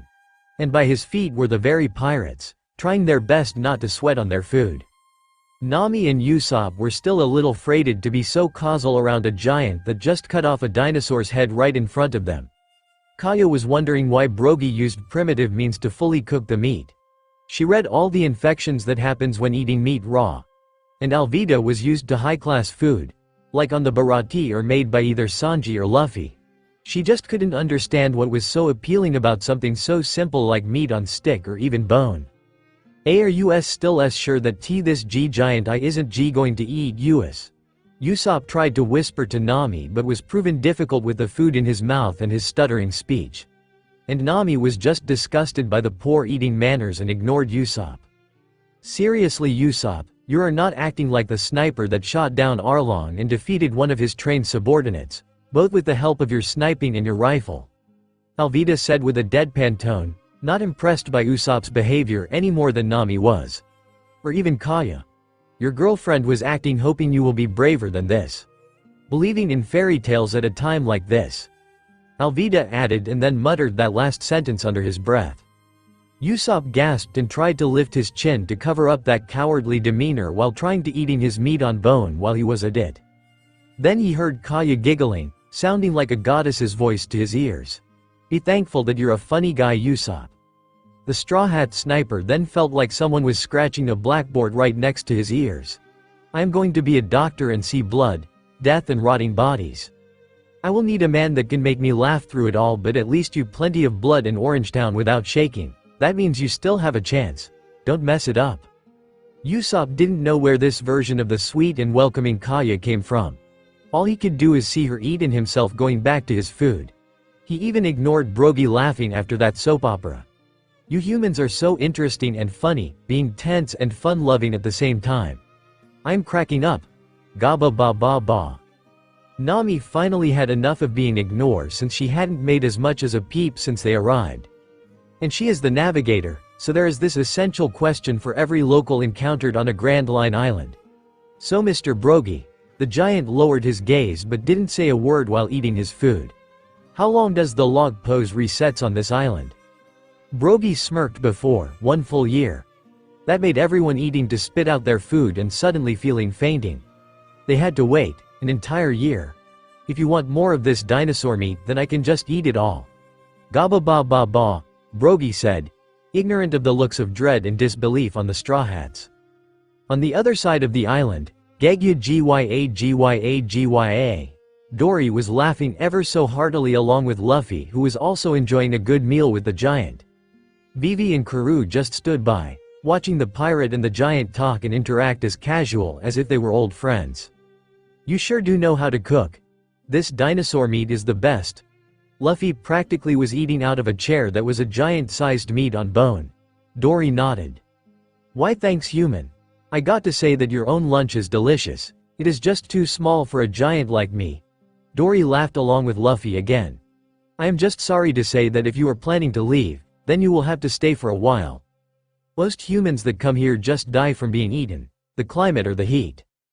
Dory had already told Luffy and company of what Brogy had told his own guests. Vivi was the one to take the news the hardest. She was in a hurry to tell her people back home of who was tearing them apart, and if she waited a year, it won't help them at all since Crocodile will already have taken over Alabasta. I am sure that we will figure something out.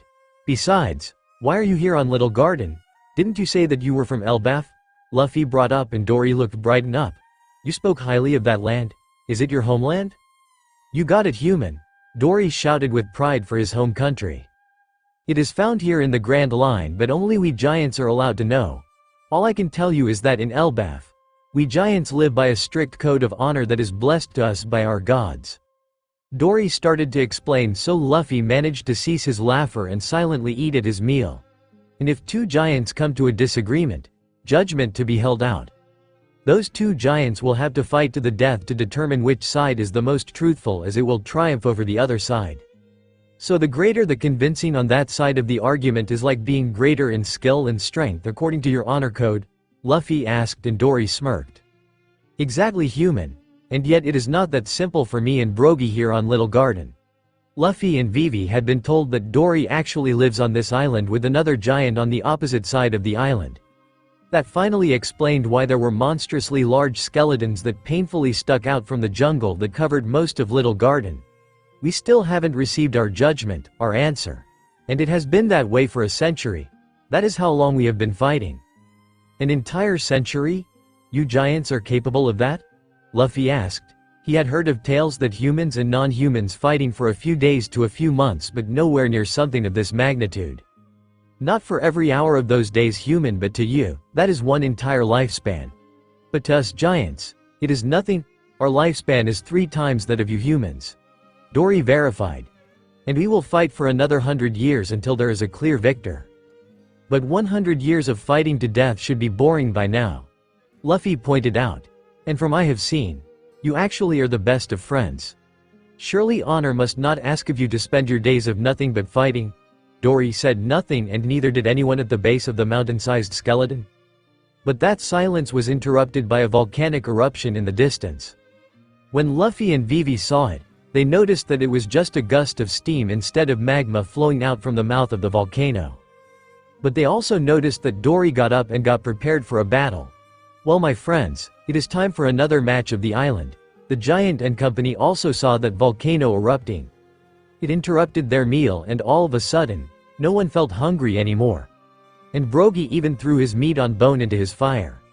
"Well, it is time, my friends," Brogy said once he too got up and narrowed his eyes for some reason. "When we realized that it was becoming a routine, we made that volcano our marker," Darry said as he suited up his sword and shield. "When it erupts, we will begin." Vivi, of course, didn't want anything of this useless violence. "What about this makes sense?" Vivi shouted. "All you are going to do is keep fighting, for the rest of your lives. Surely there is another solution to just fighting for another 100 years. But Darry just laughed, and when Vivi was about to keep ranting, she felt it. The cold steel at her throat. "Sorry, Vivi." Luffy growled at her, with his rapier in hand. "But you got it all wrong. This isn't about hatred or grudges. Warriors that don't fight or live for honor are beings that don't deserve pity or sympathy.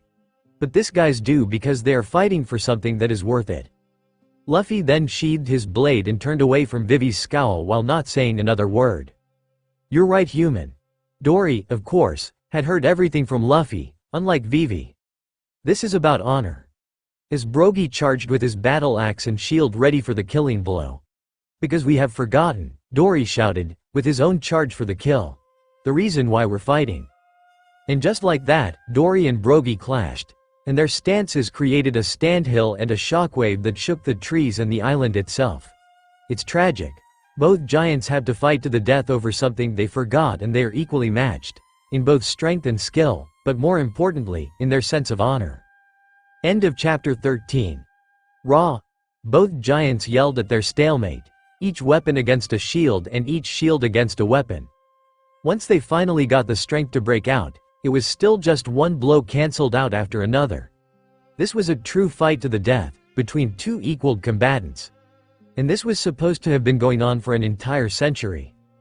This is so cool. Usopp, for one, was getting off of all the fighting. It was like she was seeing an example of a warrior that he wanted to become. "Oh, I wish to be like them." "You want to be a giant?" Nami asked bluntly, and everyone started to laugh at that while Usopp stiffened and stuttered.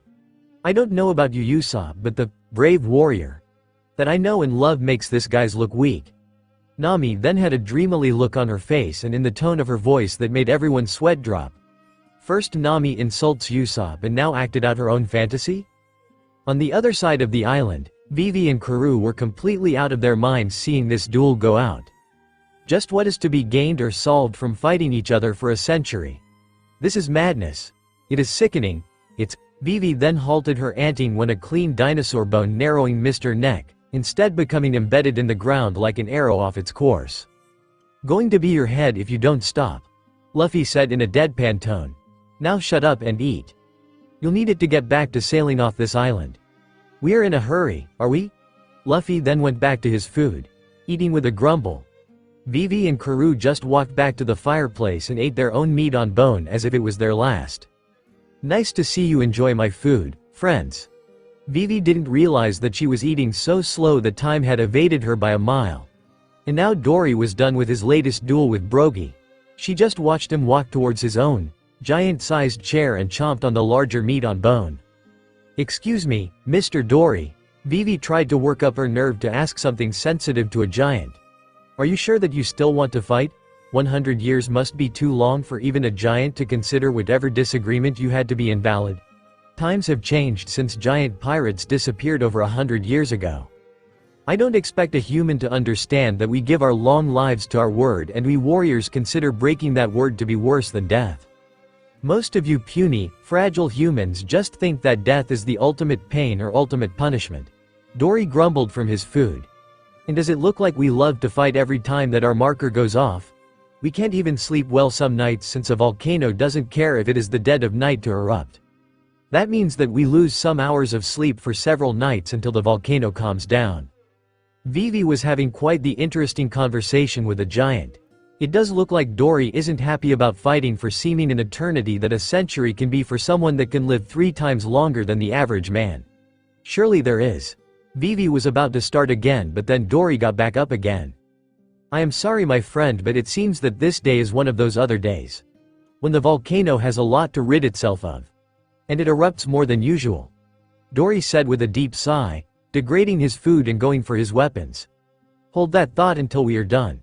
And now, these giants consider a death match to be nothing more than a causal conversation or something. A century of draws can surely do that to anyone that has enough time to spare to live the life that this giants have to. And while this was going on, Luffy was still eating.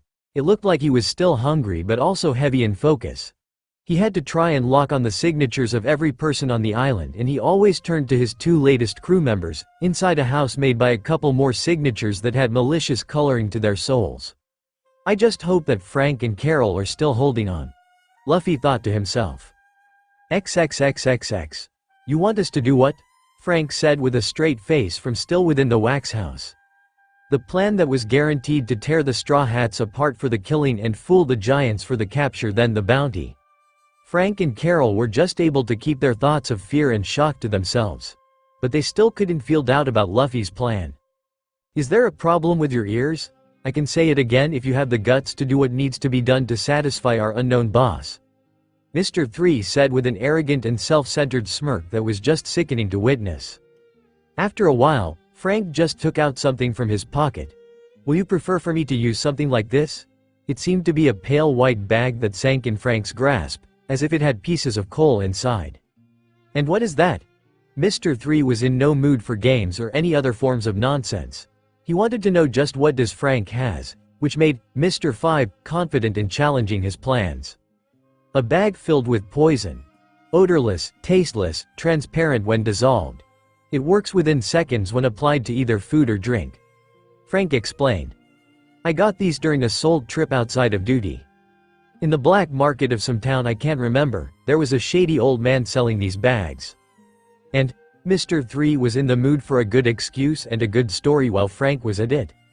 I was skeptical but bought one of these for a little experiment. And after seeing some pieces of push that old man around, I decided to track them. Frank continued. When they stopped in an open bar for a quick drinks and snacks, I spiked their food after grinding the poison to as small as table salt grains. They fell dead, bloodied eyes crying of blood and foaming at the mouth that stank worse than month-old garbage. Mr. 3 briefly adjusted his eyes and thought hard on this. After a while, he released a sigh. Fine, Mr. 5. But remember, you are to stake your life on this claim. Your life, don't forget. Frank and Carol had been around threats like this before and nodded in sick comfort. Meanwhile, Brogy was returning from yet another battle and another draw with Darry. And this battle had ended on a higher note as his battle axe was slightly damaged. He needed to repair his axe until the volcano gives the signal again. You want to be what? But Brogy had been told something interesting by Usopp, who finally built up the nerve after seeing that second battle today. I mean it, Brogy. Usopp was surely speaking with a stutter. I want to be a lot like you guys so day. But Brogy didn't see it like Usopp did. Huh? You want to be a giant? That was met with laughter from everyone but Usopp, who was a little pissed that nobody got what he talking about. I want to be a warrior that isn't afraid of anything. Just like you guys. Usopp then spoke with confidence and bravery that was a flame, not going out even in the cold wind. Friend, we are not fearless. Then we will be nothing but fools with swords and axes, calling ourselves warriors. Brogy said, and Usopp was confused. Without chaos, there will be no order. Without death, there won't be any life. And thus, without fear, there will be no bravery to fight back. Brogy said in an encrypted tone. Like I told you, we are not happy to fight every single day. We are afraid of one thing. That our judgment will never come and we will never leave to see our friends ever again. Usopp said nothing. That was more about courage and bravery that he ever learned in his life. And he always thought that his crewmates, his captain included, were all fearless. Maybe he should reconsider his dream a little. Then again, I can always ask Luffy. He always have a solution to anything. XXXXX, wow. Darry, you had that on your shoulders all these years? Luffy asked. After that last match that could have ended with a victor, it was instead a brutal draw. And Darry still felt dizzy after a last resort, using his own helmet to block an axe attack. So meat on bone was not on the menu, just drinks. Come to think of it, Darry and Brogy even RRELS of sake that Luffy had offered to both of them. But then, Darry felt like a giant snake had come and bite him. And in the process, The barrel fell from his hand and bounced around as if it was bald just running out of air. What, human, if you want more sake? Darry noticed that Luffy was sheathing one of his swords, just giving him a pain in the wrist, but he couldn't help notice the pirate captain stare at the barrel before. That barrel was poisoned, Luffy said, pointing to the patch of grass where the spilled wine was secreting out of the barrel. The grass was burning and the ground itself was boiling, so it was disturbing to imagine what will happen if Darry still drank it. Just what the meaning of this human? Darry was outraged that his drink was rigged, and since it came from Luffy and his gang, they were the prime suspects. Darry, tell me this. Did you and Brogy used to have a bounty? Luffy ignored the angered expression on the giant's face. But this had softened Darry's mood a bit. He then scratched the long beard of his. I seem to recall that, yes. Darry then looked like he had found it in his memory banks. Before Brogy and I came here for our judgment duel, we were big-time pirates. You humans and your government had given us a bounty. Both of us had 100 million of what you call berries on our heads. And I know that no crewmate of mine poisoned your drink, Darry. I had been sensing 2 intruders on this island. Luffy then went off topic for the time being. They must had this in mind, to force you to be unfit for battle. So you and Brogy will be captured, killed even for your bounty. What? Darry roared, worse than a territorial beast seeing his food eaten and mate taken, right in front of his face. These intruders dared to sabotage a sacred duel. I can't let this stand. Luffy smiled, despite Darry's outburst. Good that you things in the way I do. But I need you to go anyways and tell Brogy about this outrage. I will rely up my crew to search for these intruders. Luffy explained the plan to Darry, who somehow listened to him. Once we flesh out the intruders, we will let you have a turn at them. You better, human. Darry shouted, anger still fresh in his system, and marched over to where Brogy was headed. They must be from Baroque works. Vivi started to panic. These agents will know that she was a princess, a spy in their ranks that knows of their boss's name. No doubt, they will kill her right on the spot. We're doomed. We will be just fine, Vivi. Luffy then spoke up, a hand on her shoulder while she sat on the ground in a feral and defensive curl. We just need to find everyone else and then we will take care of this agents. Vivi only knew Luffy for a short while, but the confidence in his voice was hard to deny. Fine, Luffy. I know that you will be right. XXXXX later, Brogy, Darry shouted as he finally saw his brother giant in what felt like forever. We have invaders, they are after our old bounties and they even tried to weaken me before our battle. WHATT, Brogy didn't take the news better than Darry, who will dare? I don't know, but, for once in 100 years, can we skip this duel? There is more honor at stake than ever before. I couldn't even smell the poison that was in that barrel I was about to drink. Darry asked, speaking in a tone that showed just how disgraced he felt. His expression was also clear on that. Very well. Brogy said before both giants roared. They felt like their skin was burning. Looking down in horror, they saw melted wax come out of nowhere and cover them in no time at all. It seems that while Mr. Five's poison was genuine, you still saw through it.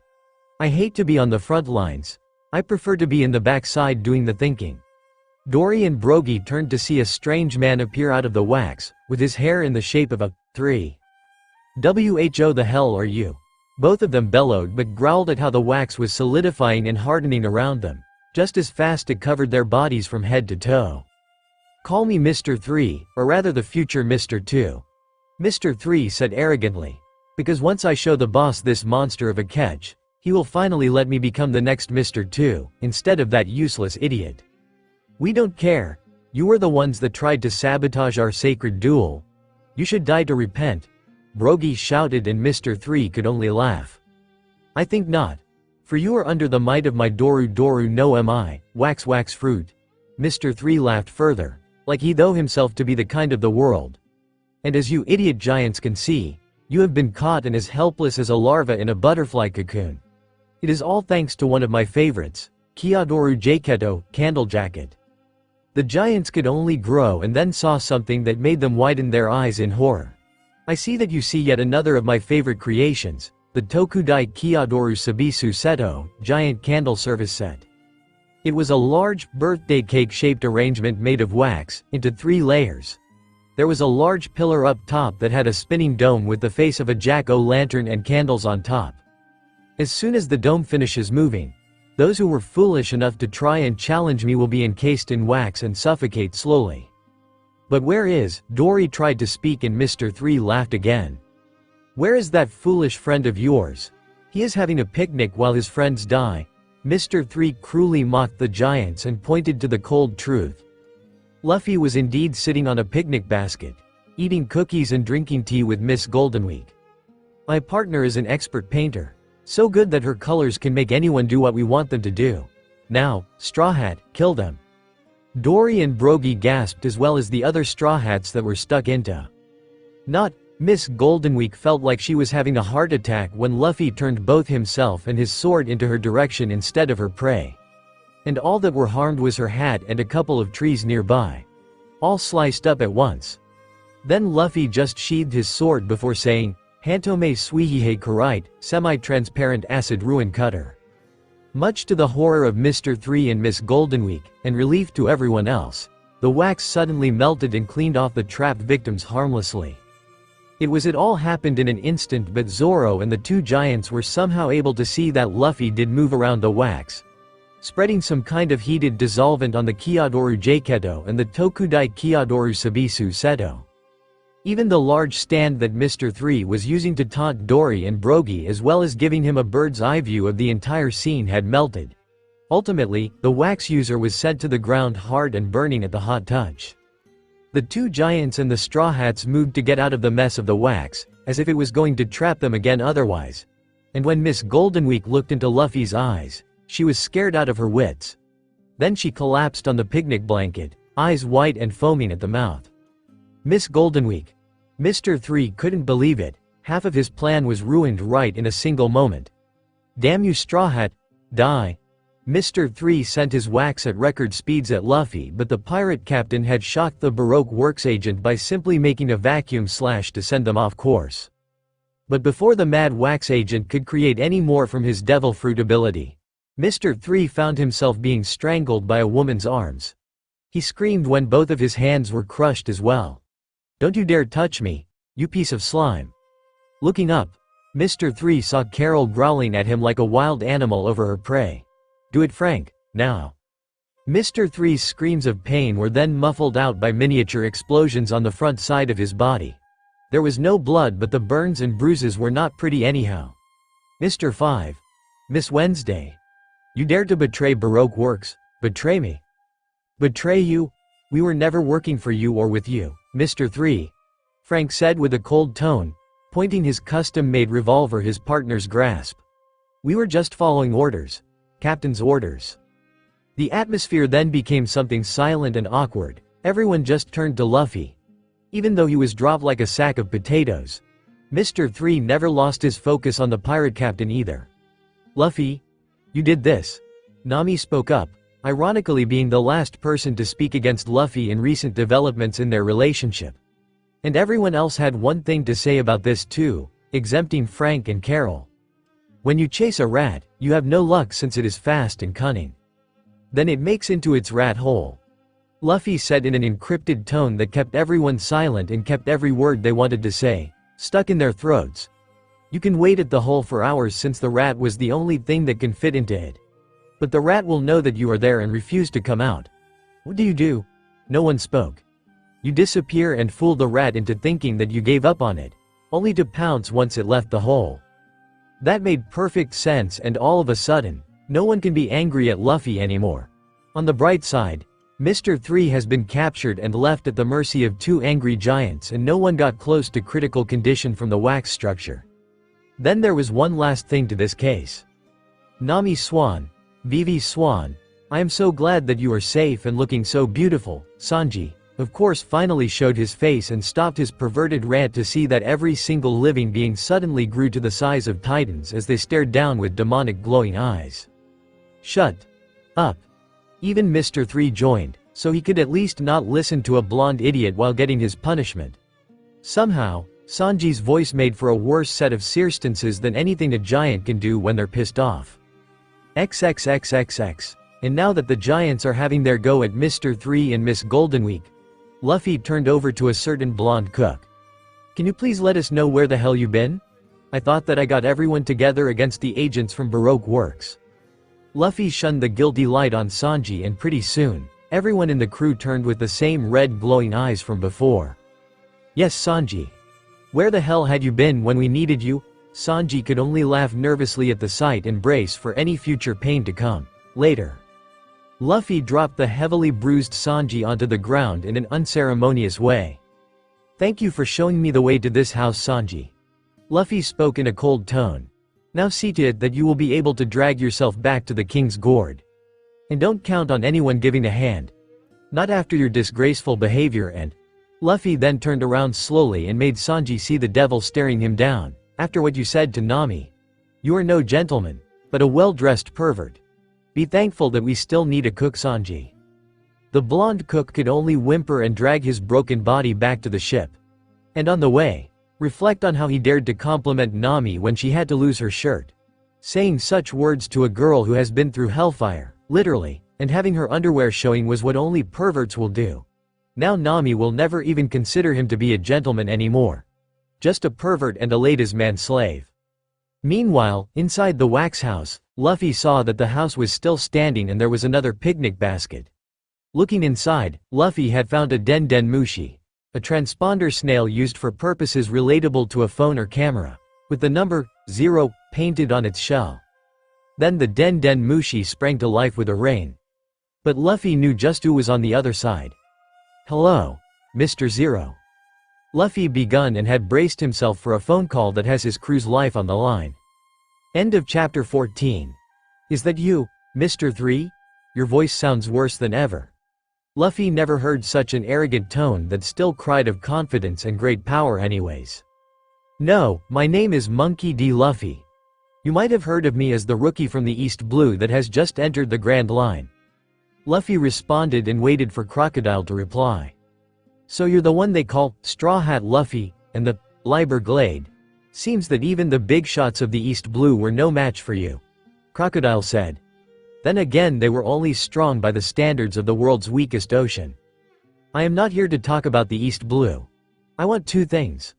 Luffy retorted. First, I want you to stop sending your agents after us. It will get old and soon, you won't have anyone left to throw away for your stupid ambition. Luffy listed off, and before Crocodile could try to speak up, second, I want you to know that once me and my crew get the princess to Alabasta, you will never seize control of the Sandy Kingdom.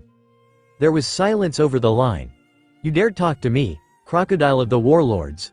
I have killed plenty of overconfident rookies for less. And why would you try to turn me in? I am the country's hero.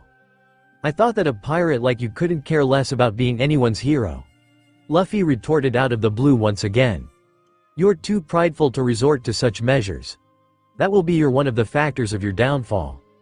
Huh? Crocodile cut Luffy off right at that last word. My downfall, like you will measure to someone like me, I am Crocodile. Much better. Luffy said, and the faint sound of Crocodile grinding his teeth could barely be heard on the line. But yes, what you are going to do is going to be your downfall. And it started as soon as I found out who you are and that the princess has asked of me to help her country. And why would a pirate help out a princess? We are just filthy outlaws that the world will be cleaner without. Crocodile was slowly losing his temper. And what exactly did the world government offer to a greedy pig like you that you didn't refuse the Positon as one of the warlords? Luffy never expected an answer and thus was not surprised to hear silence. But back to the point. Your assassins have failed their mission the moment they landed on Little Garden. And after hearing enough about you, don't think that I will show you mercy when we fight in Alabasta. If we do, then there won't be anything left of you when I am done. Crocodile shouted out, and Luffy smirked to see that he had gotten under Crocodile's skin. Is that a promise? Then I will be looking forward to it, Sir Crocodile. And don't send anyone after us or else I will tell on you to the Marines. Luffy finished his conversation and hung up before Crocodile could respond. XXXXX location unknown. That arrogant brat. Crocodile was still in a bad mood. So much that he crushed the receiver on the Den Den Mushi that he was using to try and contact Mr. 3 on Little Garden. As for Crocodile, most his features are concealed in the darkness of his office. The only clue to where he was is the large creature that is being petted by Miss Sunday. It had the appearance of a regular crocodile that had something in the shape of a banana growing out of their heads. Foo foo foo. Miss Sunday giggled to see the scene unfold. I knew that boy will be entertaining. I never get to see you so hot under the collar. Shut up, Miss Sunday. I am in the mood to kill anyone. Unless there isn't any pirates invading this blasted country, then I will kill you. Crocodile retorted back and Miss Sunday giggled even more. Does anything faze her? I did hear that a pirate crew led by Papu has been seen lately, Miss Sunday said, and Crocodile scoffed. That swine? Oh well, a complete crew is better than nothing. Crocodile sighed deeply. He was getting a bit tired of always going after the no-name rookies who think that they can take on the 7 warlords. Plenty had said that the likes of himself are only as good as government dogs, and you better leave my sights and see to it that Mr. 2 will go to Little Garden. And Miss Sunday stopped at her latest step on the staircase and noticed that Crocodile had halted in his speech, almost like he suddenly shut down. But then, forget about the Straw Hats and instead get him to kill the failure Mr. 3. And why would you do that? Weren't you going to? Miss Sunday was actually confused this time, but then got Crocodile to glare at her. Are you turning traitor already, Miss Sunday? Do you really doubt my instincts and decide not to follow my orders? Crocodile was still the prideful character and Miss Sunday had lost her voice once she was cut off. She had no idea what was going on, so Miss Sunday just nodded and moved up past the staircase. Just what did happen to Crocodile? He acted like someone had suddenly entered his mind. But his voice and personality hadn't changed. I never heard of such a power existing, even in the Grand Line. Miss Sunday thought to herself but decided to look into it later. Meanwhile, back on Little Garden. Well, now what? Zoro asked, finding one of the stones looking rather comfy compared to what he had to go through. Not with Mr. 3 getting the drop on him and trapping all the Straw Hats in his waxwork. And then there were Zoro's legs. He tried to cut them off so he will get free and kill Mr. 3, but then he found the wax hardening his body and covering him like powder on a donut.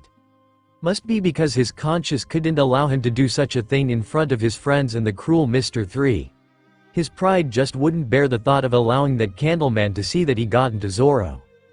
I don't know. Nami was also upset about all this. And the only thing worth seeing is the giants actually not fighting every occasion and that Mr. 3 was only in great pain but not dead. Somehow having the Candleman alive was far better than killing him. If we had a year to wait, then that will be our only way off the island. But we don't have a year. We need to get to my island as soon as possible. We only have hours to spare, not an entire year. The Straw Hats sighed in annoyance to hear Vivi mouth off again and again. If we are here and like this, then it's my fault. And Nami then silenced by walking over to Vivi and pull on her cheek. None of that anymore. After letting go of Vivi, Nami sighed to see that everyone was trying to avoid looking at her. Not that she looked scary or angry, but underdressed. She complained about the heat and took off her shirt. Nami then had to ignore the feeling of having the whole world stare at what was underneath that shirt. That is until, hey guys. Sorry it took so long. Everyone was relieved to say the least to see Luffy arrive from the jungle and with 2 things being dragged along. One was Sanji, still tied and beaten up from before. The other was a slain saber-toothed tiger, one that everyone took cuts out to fill their empty bellies. Wow. That got everyone to nearly jump out their skin, and it turns out, Sanji was still conscious, enough to ignore the pain and open his eyes, to see Nami still half-dressed. But before anyone could try to knock out the cook, Luffy did it for them and practically drilled Sanji's head into the jungle ground. Thanks for reminding me, Sanji. Luffy said sarcastically and took out his jacket, handing over to Nami. She didn't need to be told, and yet Nami didn't take the jacket for nothing. She sneaked in a kiss after actually covering herself up. Anyways, I was just finishing having a conversation over this Den Mushi's phone line. Luffy took out the same snail-operated phone that he found in Mr. 3's wax house. And everyone saw the symbol on its shell. That showed a typical skull from a Jolly Roger that had a pair of fencing sabers for the crossbones. There was even the pair of fancy purple wings to complete the Baroque works Jolly Roger. In case you were wondering, I spoke to Mr. Zero himself. Now there is great tension in the air, coming from the Lick Frank, Mr. Zero. Yes, he sure was polite at the start, but it was quite easy to get under his reptile skin. Luffy said casually, which wasn't much of a surprise to his more senior crewmates. I did tell him about what we are doing and that no matter what he does, Crocodile will fall once we arrive at Alabasta. But then you will just send more people after us, Vivi shouted, but Luffy didn't stir. I doubt it. After all, a general is nothing without an army. If he is going to try and kill us, by throwing away more of his minions, then he will be risking whatever plan he has laid out. Luffy explained. And don't worry about it, he is not going to bother with us. I made sure of it. How can you be so sure? He is joking, right guys? Vivi called out to the other Straw Hats, but they looked away from her. Not exactly the answer she wished to receive. But then Vivi noticed that Carol and Frank were looking. They finally solved a very complex riddle. But the answer was still unbelievable. What's wrong? Let's just say that I used what I did on Mr. 3 and his partner, only on Crocodile this time. Luffy answered, and yet, this still didn't make all this any more clear. The only ones that did understand were the former Baroque Works agents. They then went into whispering distance of the captain. Thanks, Luffy. We knew you will have it under control. Luffy could only nod and ask for some more personal space. Then Luffy started to look sheepish. Sorry about not telling you guys, but Mr. 13 kindly gave me this. Luffy then reached into his vest and pulled out a device that had the shape of an hourglass. Only that it didn't have the sand used in an hourglass or even have the glass in the shape of two capsules connected with a very narrow opening. Instead, it had the same glass capsule as a regular log pose, complete with the suspended needle. Finally, at the base was a label that said, Alabasta, I know that you want to kill me, go ahead. But while that exact thought was clear on their faces, the Straw Hats were cursing at themselves. They had seen just how overpowering Luffy is over every single one of them. And with a deadly ability that allows Luffy's own power and strength to grow when even one is exposed to the drunken influence. They sucked it up and Nami just took it from Luffy's hand. You better hope that this Mr. 3 has at least 1,000,000 berries on his ship. Otherwise you will have to sleep on a couch tonight. Luffy smirked. To any man in a relationship, that was worse than a slap on the face or a stab in the chest. Right near the heart. Fair enough. Let's get ready to get on our way. Luffy then looked at the two giants who were nothing but bystanders, enjoying another example of human drama.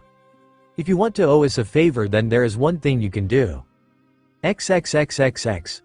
Later, in a dark room, a little girl was awakening from a blackout episode and then noticed that there was something rough around her arms and legs that prevented much of basic motion. She couldn't even budge from her spot with what felt a lot like rope bounding her. Then the room is filled with light, with Luffy standing near an opening in the roof of the room. This was the hull of the King's Gourd, the ship Luffy took from scratch and built himself. And Luffy knew every single inch and every dimension of this ship, including all the rooms. Now that you are awake, Miss Goldenweek, the young-looking woman gasped and tried to wiggle what really looked like rope all around body. Relax yourself and this will be completely painless. Miss Goldenweek found herself started out her wits and her attempts to get free for the time being. Now, I have accepted your comrades that you still call Mr. 5 and Miss Valentine because they were valuable in potential. The same can be said for you, not your former partner. That is why you were even on my ship. Luffy got the point, swift and simple. Potential? For what? Miss Goldenweek squeaked out and Luff nodded. For helping even out the male-female ratio on my crew for one thing. Miss Goldenweek couldn't believe that she was held captive on a pirate's ship just so there will be more women on board. But mainly is because I heard a whisper inside that head of yours. You have a dream, do you? Miss Goldenweek didn't know what Luffy meant and tried to escape the glance of the captain. So what? Luffy only raised an eyebrow at that response. That girl-looking woman seemed to be frustrated and aggressive once Luffy had gotten underneath her exterior. Are you going to tell me that it is impossible? Everyone does. And now I have disappointed my boss, Mr. Zero, the only man that can make it happen. And he didn't care, for once in my life. You're right, he doesn't care. Luffy spoke up. And sometimes, that can be worse than what seems to be constant mocking and rejection of your dreams. Luffy continued and Miss Goldenweek growled at him. But it takes very little to faze this young man. Because at least they acknowledged that you had a dream. Crocodile didn't care because he needed the cannon fonder for his plan. Nothing that he promised you all will ever come if he does succeed, only nothing but time in jail. Miss Goldenweek was shocked. She had no idea who her boss is, only as Mr. Zero, and everyone that knew his real name had been all but killed off.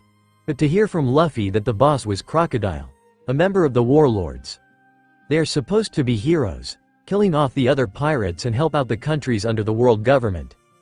You can either believe it or try to deny it. I don't care about that, but as a man with a dream to go out to the sea, I will never laugh at someone's dream. As long as you are on my ship, you will live for your dream. Luffy then spoke up. I am not forcing you to make a decision. All I want is to let you know that every single member of my pirate crew has a dream. And dreams are one of the only reasons to live.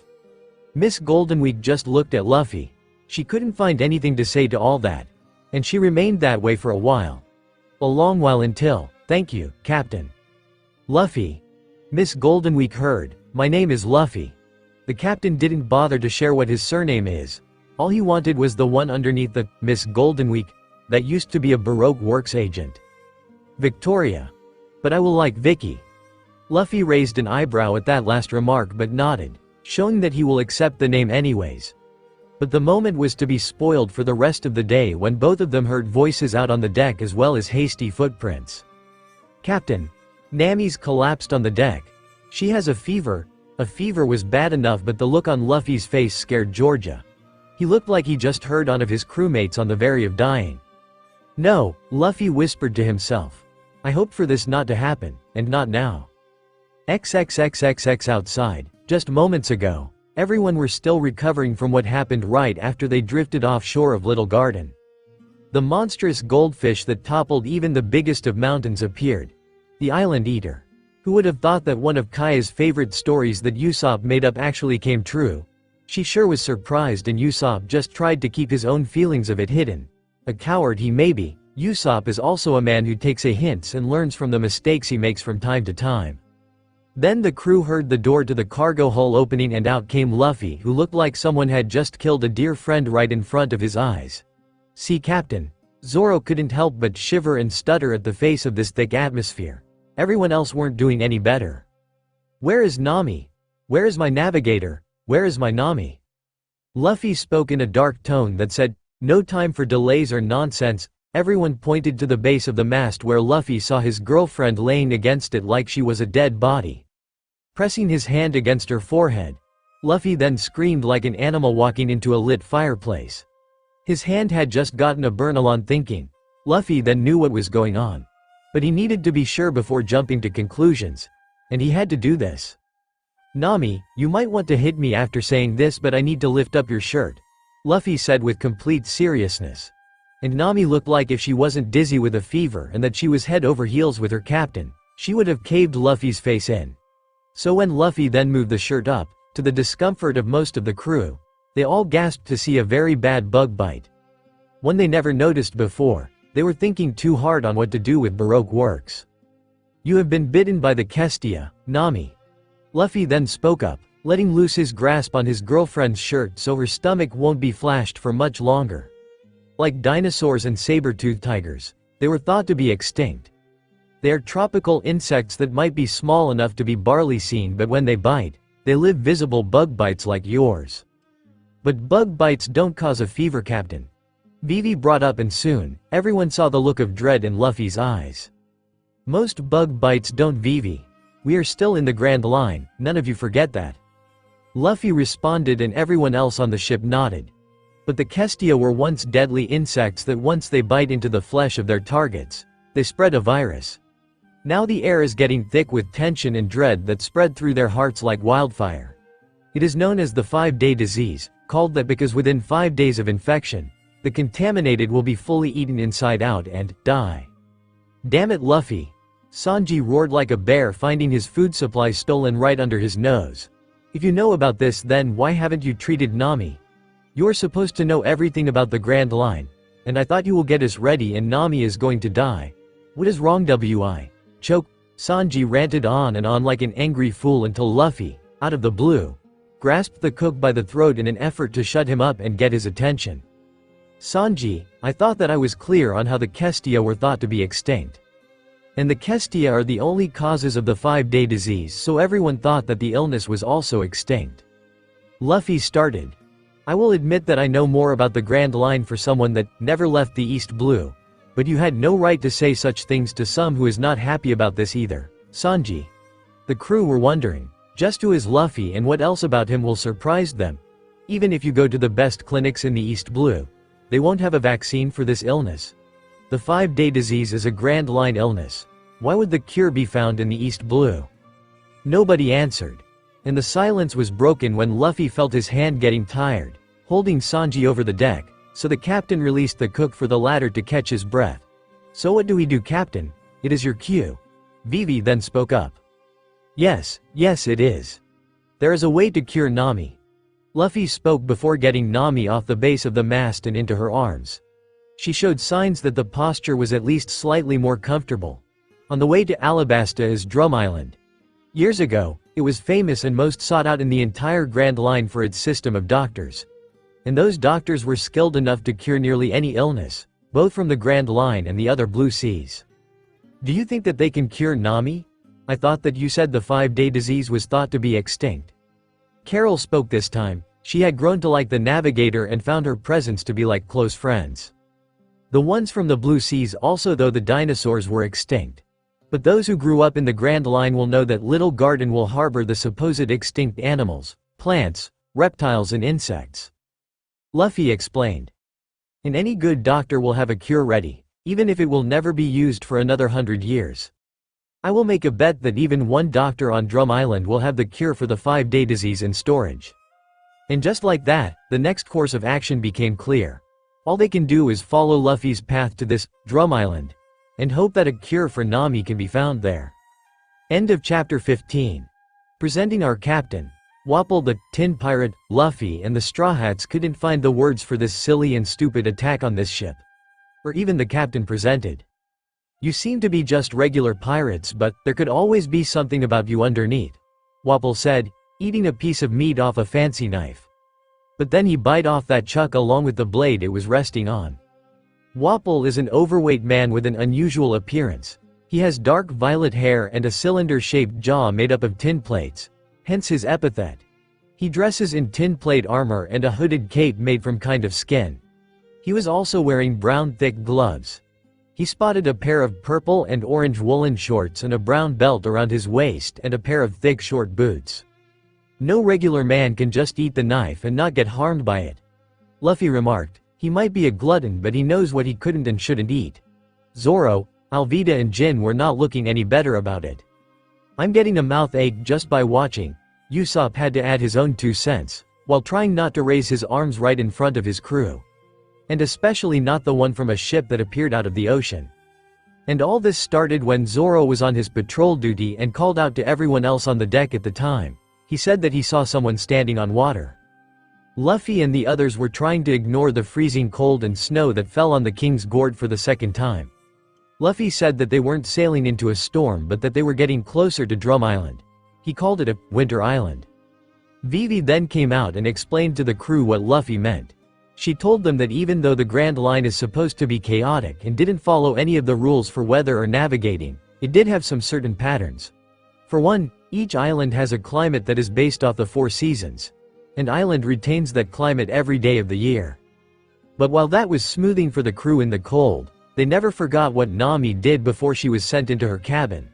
She actually helped the crew avoid a Grand Line typhoon, and weather on the Grand Line is supposed to be unpredictable. Luffy then kissed Nami full on the mouth, shameless in public too. He then said, I told you that there is no one replacing Nami as our navigator. She has been ready for the Grand Line for years. Vivi then realized what Luffy meant. Nami doesn't predict the weather by tools, but by her body.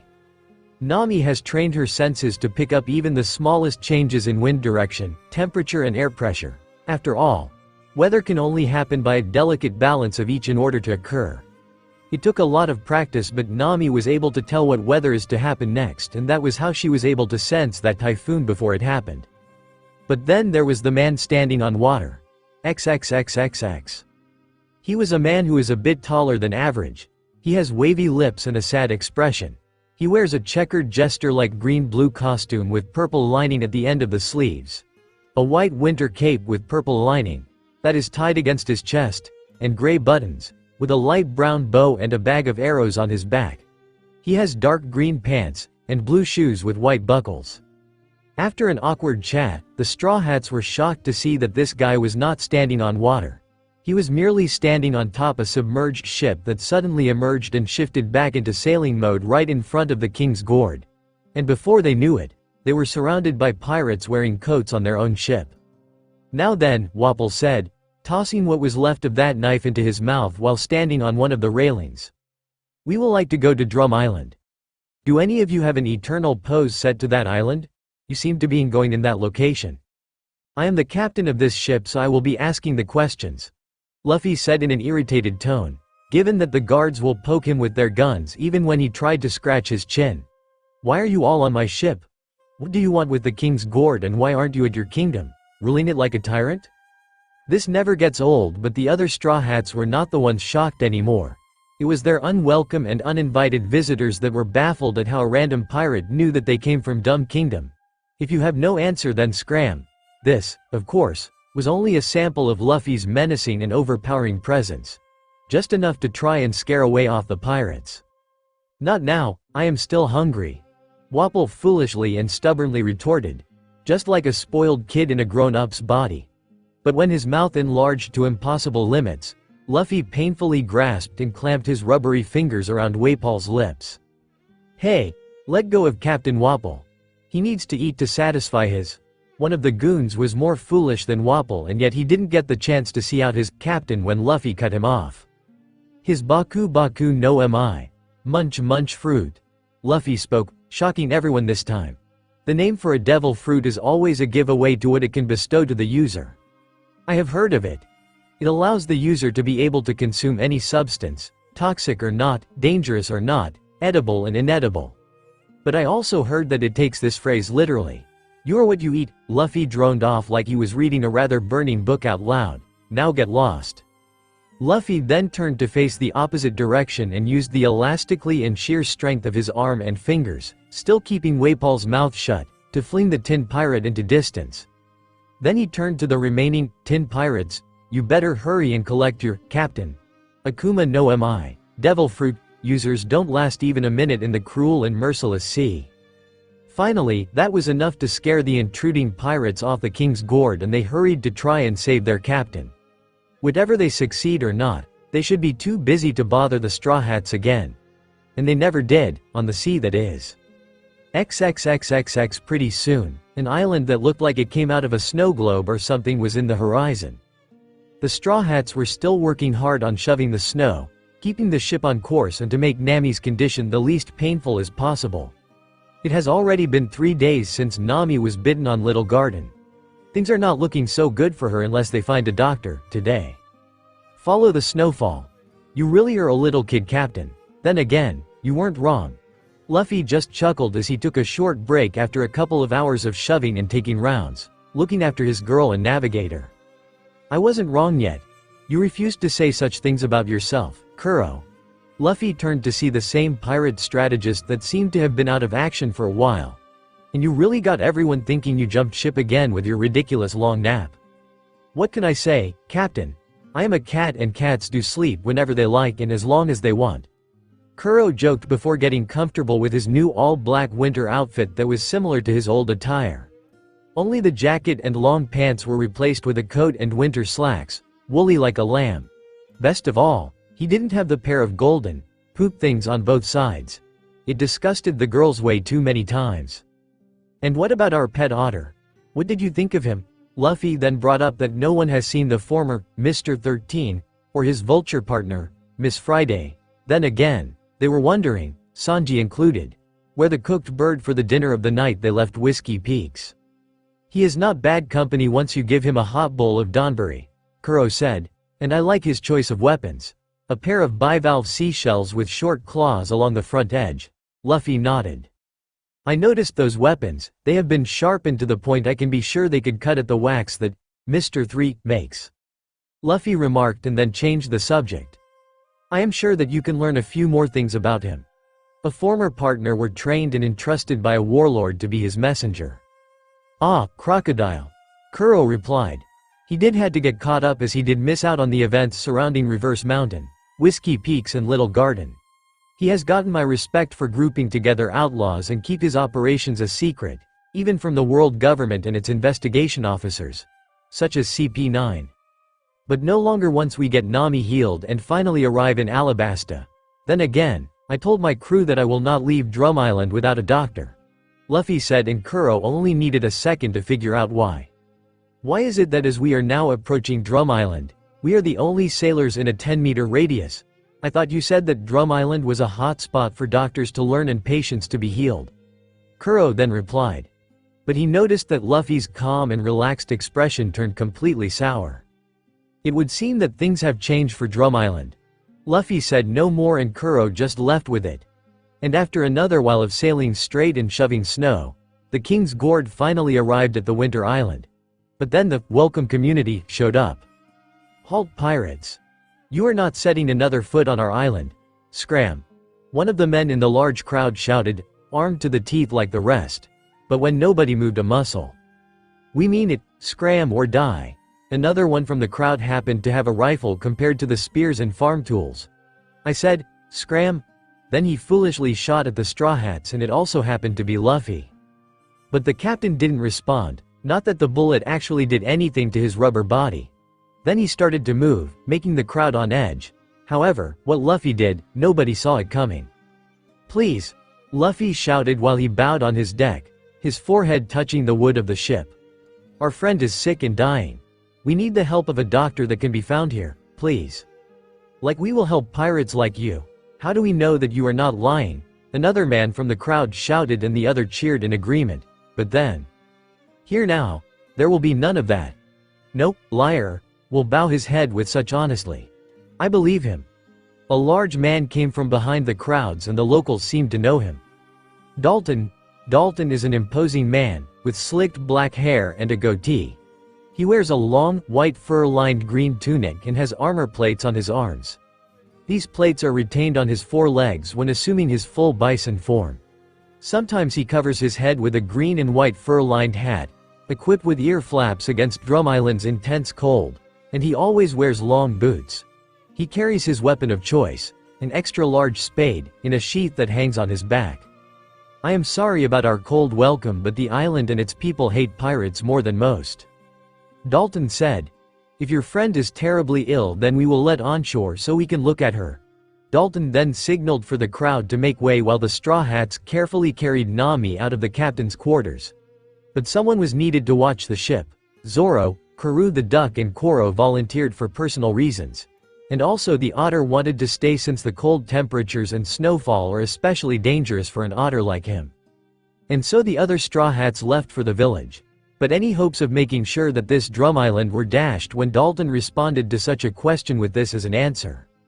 I am sorry, but this island has no name. XXXXX. Her temperature is 106 degrees. Dalton shouted in disbelief. They were in his house that had a bed for Nami to rest in. And the crew saw an increase in Nami's fever, and that is not a good sign, at all. That is not good. If it keeps up, her organs will overload and fail. We know Mr. Dalton. Vivi said, she was hoping a cold wet cloth will help but that was just wishful thinking. The captain had already determined Nami's condition.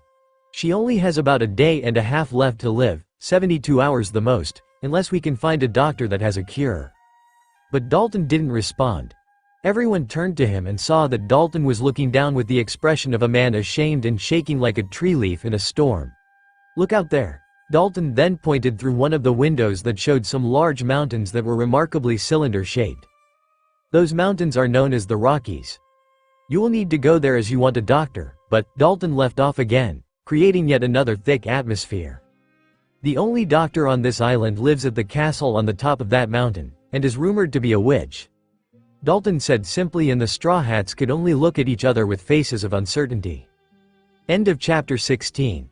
Comfortable back there, Nami? Luffy asked with a concerned tone while Usopp and Jin were tying his girlfriend by the waist with a spare, sturdy piece of cloth. Nami still was too weak to speak, so she just nods at a painfully slow rate. Good. Are you sure that you want to do this? I am sorry that there is no other way to get to the doctor's castle. Maybe we can wait until the doctor is in one of the town and take our navigator there? Dalton asked and tried to talk the Straw Hats out of this crazy plan. They were told that there was no way up the mountain where the castle was located, except to climb it. The freezing temperatures and snowfall were bad enough, but Dalton also told them about another danger.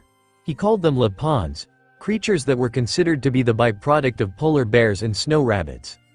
They are among the fiercest creatures on this island that the locals refuse to name, especially with those that walk into their territory. "Sorry Dalton, but we can't," Luffy said once he got a sturdy and comfortable grip on his girl. "If that castle is where the doctor lives, then that is the best place to wait for." Luffy explained his haste. "I may not be a doctor, but I do know about most poisons and cures. I will be able to find what Nami needs in that castle. And besides, I've got Jin and Sanji along." Luffy then turned to the pair by his side. "Whatever we will find at the base of the mountain, they won't be a problem. Right, Sanji?" Luffy smirked to see Sanji with eyes that were brighter than street lamps. "Of course. I will never allow a woman to suffer any longer." Sanji could have said anything else, but he did mature a little and toned down his perverted rants ever since Little Garden, when everyone, including the ladies, beat on the cook. And Luffy added his own spice to the soup when the captain dragged like a sack of potatoes, scolding Sanji, as well as other examples of verbal abuse. That was why Sanji hadn't been flirting with the local girls that were out in the open. He was officially afraid. Afraid of what people like Luffy will do when Sanji is at his own devices. "Well then," Luffy replied at last, "let's go and get Nami healed, hurry it up." And with that, Luffy disappeared out of town with Sanji and Jin by his sides and Nami on his back, handing on life by a delicate thread. "That captain. What will he won't do that won't surprise us?" Alvida said with memories of her first encounter with the man that would be her own captain. And all the adventures she had in the East blew up till now. And every other Straw Hat was doing the same. "Just what kind of captain is that boy?" Dalton then spoke up and wondered why each of the remaining Straw Hats got sullen all of a sudden. "That boy, Dalton," Usopp spoke up with an edge in his tone, "is the captain that is going to be the next king of pirates. And so far, he has no equal. What's worse, he had a power that will enable him to kill every single living being on this island if he wanted to." Usopp explained, and Dalton got sullen himself. His expression had gotten a little tense and darkened. "That will be the worst threat to this island, even topping Wapol." Dalton then remarked, and the Straw Hats turned to look surprised. "What's wrong?" "Wapol, as in the pirate captain named Wapol?" Kaya spoke up. "The one with a metal ship?" Alvida asked. "And has a devil fruit power that allows him to consume any material?" Usopp finished, and Dalton just chuckled. "I don't know about that bastard being a pirate. I am sure that is just a front. He actually was our ex-king." The Straw Hats were shocked this time. Who would have thought that with Vivi being a princess instead of an assassin, there was a king that passed off as a pirate? This happened when another group of pirates arrived and attacked our island. There were only 5 pirates this time. The captain called himself Blackbeard. "Only 5? No wonder you wanted us to leave once we arrived." Frank replied, and the other Straw Hats nodded. Dalton also did. "And Blackbeard, that sounds scary if he and his crew were able to attack an entire island on their own." Carol added her own 2 cents, not caring if most didn't agree with her comment. "But then again, everyone who lives here considers that attack to be a blessing." Dalton spoke up, and this didn't go well with some of the Straw Hats. "How can a pirate attack be a blessing? It looked like they destroyed your homes, harmed a lot of people, and did your king in." Vivi shouted, and Dalton could only chuckle in response. "I could agree. But their views on the attack was justifiable. As the king who once ruled here was nothing more than a tyrant. He was hated by all but his subjects. His rule brought fear and despair. Once he was gone, we were free to build a much better society on our island." Dalton explained, and that when Vivi had to open her big mouth.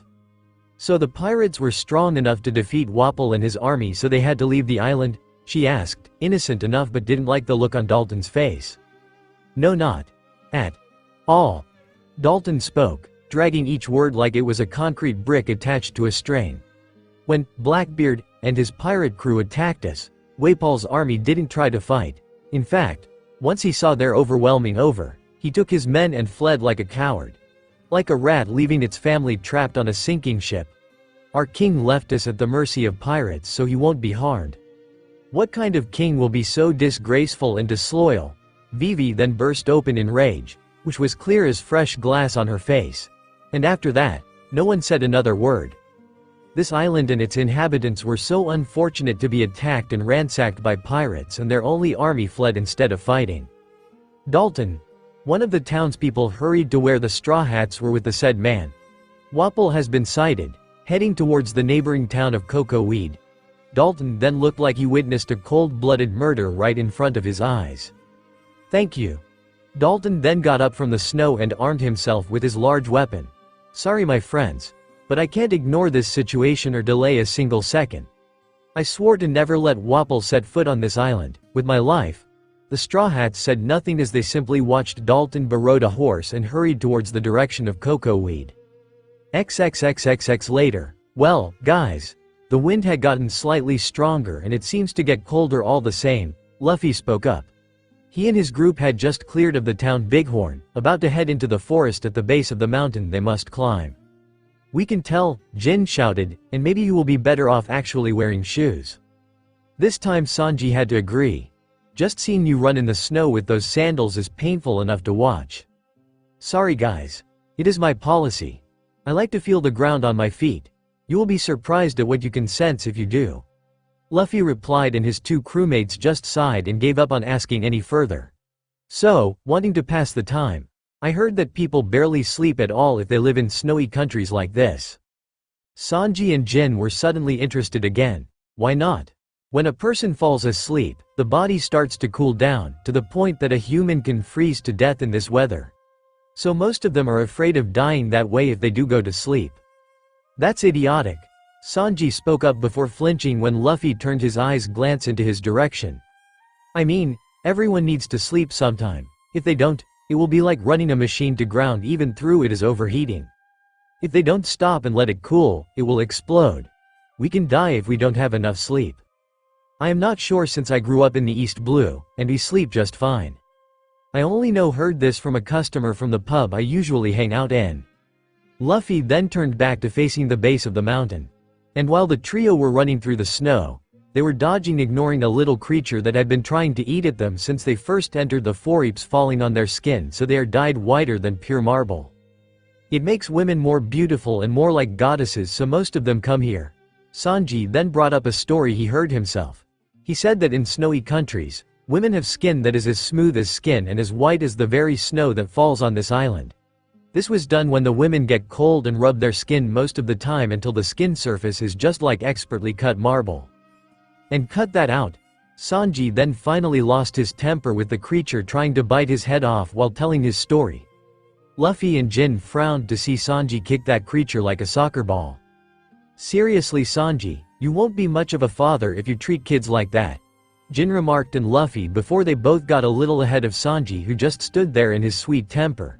It took a few seconds before the cook hurried to catch up. But they didn't get very far when they were halted by a herd of large beasts that were like grown-up versions of the creature that was harassing and stalking the trio earlier. That was why Luffy and Jin found themselves scowling at Sanji once they saw the latter on the shoulder of the other. For this, you get most of the action. Make sure that not one follows us. And Jin, you make sure that not one of them attacks us. Any jolt will just make Nami's condition turn fatal. Luffy finished his orders and turned to face the creatures just in time for the leader, judging by his scar, initiated an attack on Luffy. But Sanji was quick to act and sent him flying. Luffy then charged through the snow towards the rest of the herd, and Jin protected them with his twin tonfas, sending each one of them away. These are the Lapons all right, but we can't afford to fight all day, Jin shouted with an edge. Seriously. With everyone that falls, another will appear from the other side of Luffy and sicken Nami. Why aren't you? Because like I said, Luffy was doing his own share of frustrations trying to dodge the attacks from the Lapons. Any jolt to Nami will be fatal. And any blast of my haki won't be good for her. All except for my Kenbunshoku haki, observational haki. And it won't defeat this beasts, only avoid them. Jin and Sanji heard that and growled to themselves. They both know that Luffy could just knock them out right at the start of the ambush. But they had no idea that Luffy's Haoshoku haki, Conqueror's haki, can also attack allies in a way that a person with a fever can be fatally affected. while otherwise nothing if they are in perfect health. Then they all noticed it. All the fallen and attacking Lapons suddenly halted in their tracks and were summoned far up the hill, much closer to the base of the mountain than the pirates are. And at first, they did nothing. Nothing but stare at the pirates, who also did nothing. They had no idea what to make up from this. All they knew was that they had to hurry up with Nami getting to the castle, and they can't afford to start another battle. After a while, the Lapons started to move. But instead of charging for them, they instead just umped. They jumped up and down on the snow for seemingly no good reason. The pirates didn't know what to make of it until Luffy then heard it. Even through the roaring winds of the blizzard, Luffy heard it. He heard the snow getting weaker around where the Lapons were jumping. That was when it happened, when all that snow started to fall apart and slide down the hilltop. It was an avalanche. Luffy, Captain, Sanji and Jin shouted with shocked. How are they going to survive something like that, and they were so close to the mountain? All Luffy did before the shadow of the falling snow covered them was gasp, with fear finding its way back into his soul after 10 years. XXXXX when Nami finally woke up, since the fever had knocked her out, but not on Luffy's back or in his arms anymore. She was in a bed, with thick warm sheets. Nami also saw that a bag of ice was laying on her forehead, and being stabilized by the handle of an axe that was also tied to back of the bed. But then Nami heard a door opening and closing. She found that even turning her head was difficult, with her heavy head still dizzy and feeling hot at the cheeks. But Nami was able to see that it was a woman coming in. And when Nami slowly got up from her pillow, that woman came next to her with a beer bottle in one hand and sent the other into Nami's way. 101 degrees. Slowly but surely, the antidote is working just fine, the woman said with a single finger on Nami's forehead. As for who I am the one that is looking after you, you silly and sick girl. The name is Dr. Kureha. She smiled. What to know how I am so young? Kureha dresses in a style more suited to women in their 20s. Far from her real age. This includes a navel ring, a shirt that bears her midriff, a purple blazer and purple low-riding pants.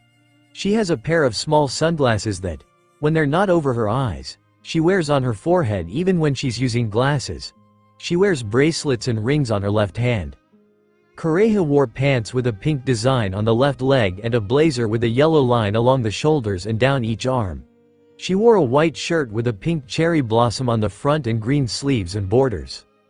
Ignoring that last, unrelated question, Nami just looked around. She was definitely in a castle room and had a change of clothes. And the bed was definitely comfy. Where am I? Nami was able to get out before coughing. This promoted Kureha to push Nami back onto the bed. I wouldn't move around much with the virus still doing some strong damage to your body. I only gave you the cure a couple of hours ago. Kureha lectured Nami.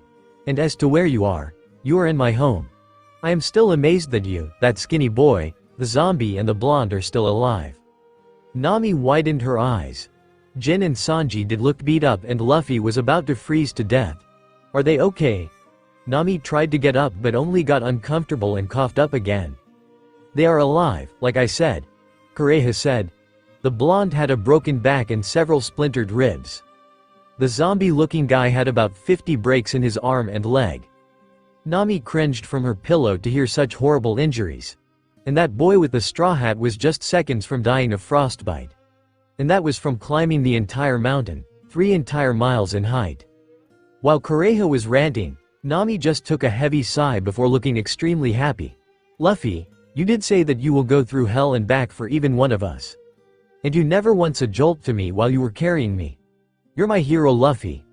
Then Kureha noticed Nami's expression and didn't say a word until Sanji. That outburst had pretty much rattled the entire castle and got both Nami's and Kureha's attention. Get back here, don't eat him.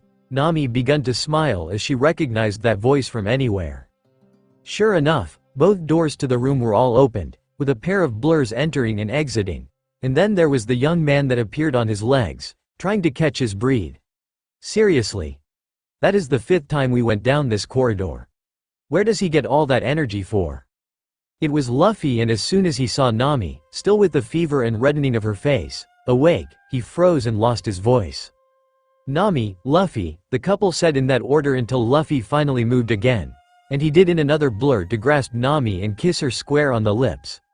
Being used to the show of her boyfriend's power, Nami didn't even hesitate to kiss him back.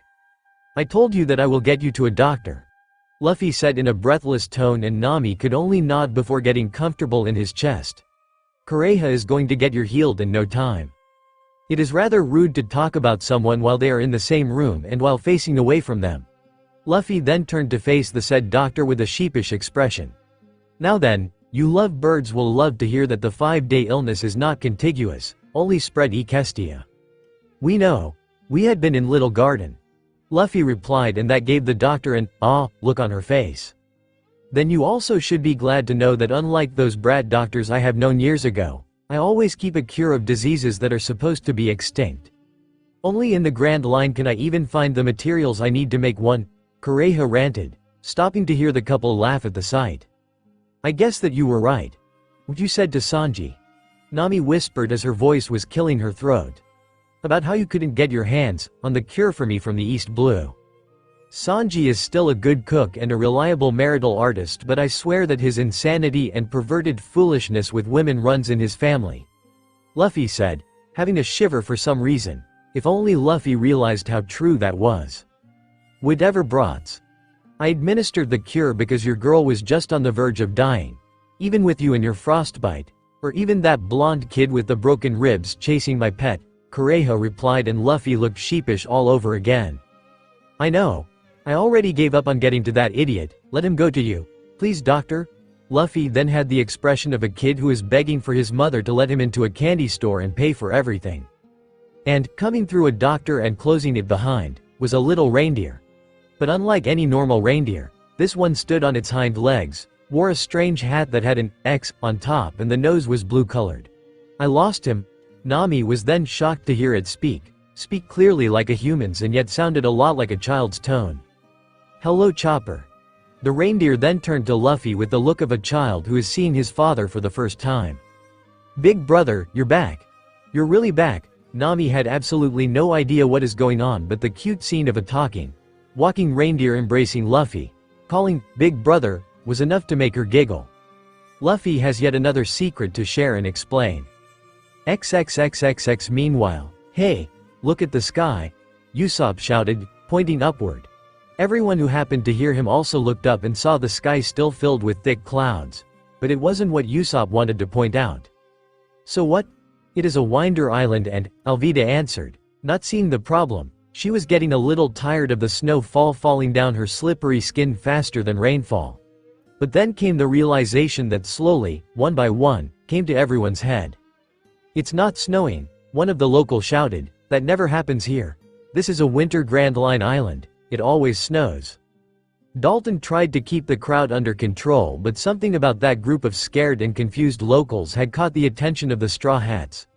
There was one member of the crowd that wasn't panicking or yelling. He didn't even look concerned or confused. That's as suspicious as a clear sky with thunderstrikes. The man in a cloak noticed that the Straw Hats were staring at him and walked out of the crowd, unnoticed by the locals. "Greeting all." He spoke in a rather polite tone that deterred the Straw Hats one bit. "You are definitely not a local." Usopp spoke up. "Just who are you?" "The name is Ace, and I heard that Luffy is sailing this sea." "Where is he?" the cloaked man said, and the Straw Hats just didn't know what to think of respond. Is this Ace fellow a friend or a foe? What is he under that cloak? End of chapter 17.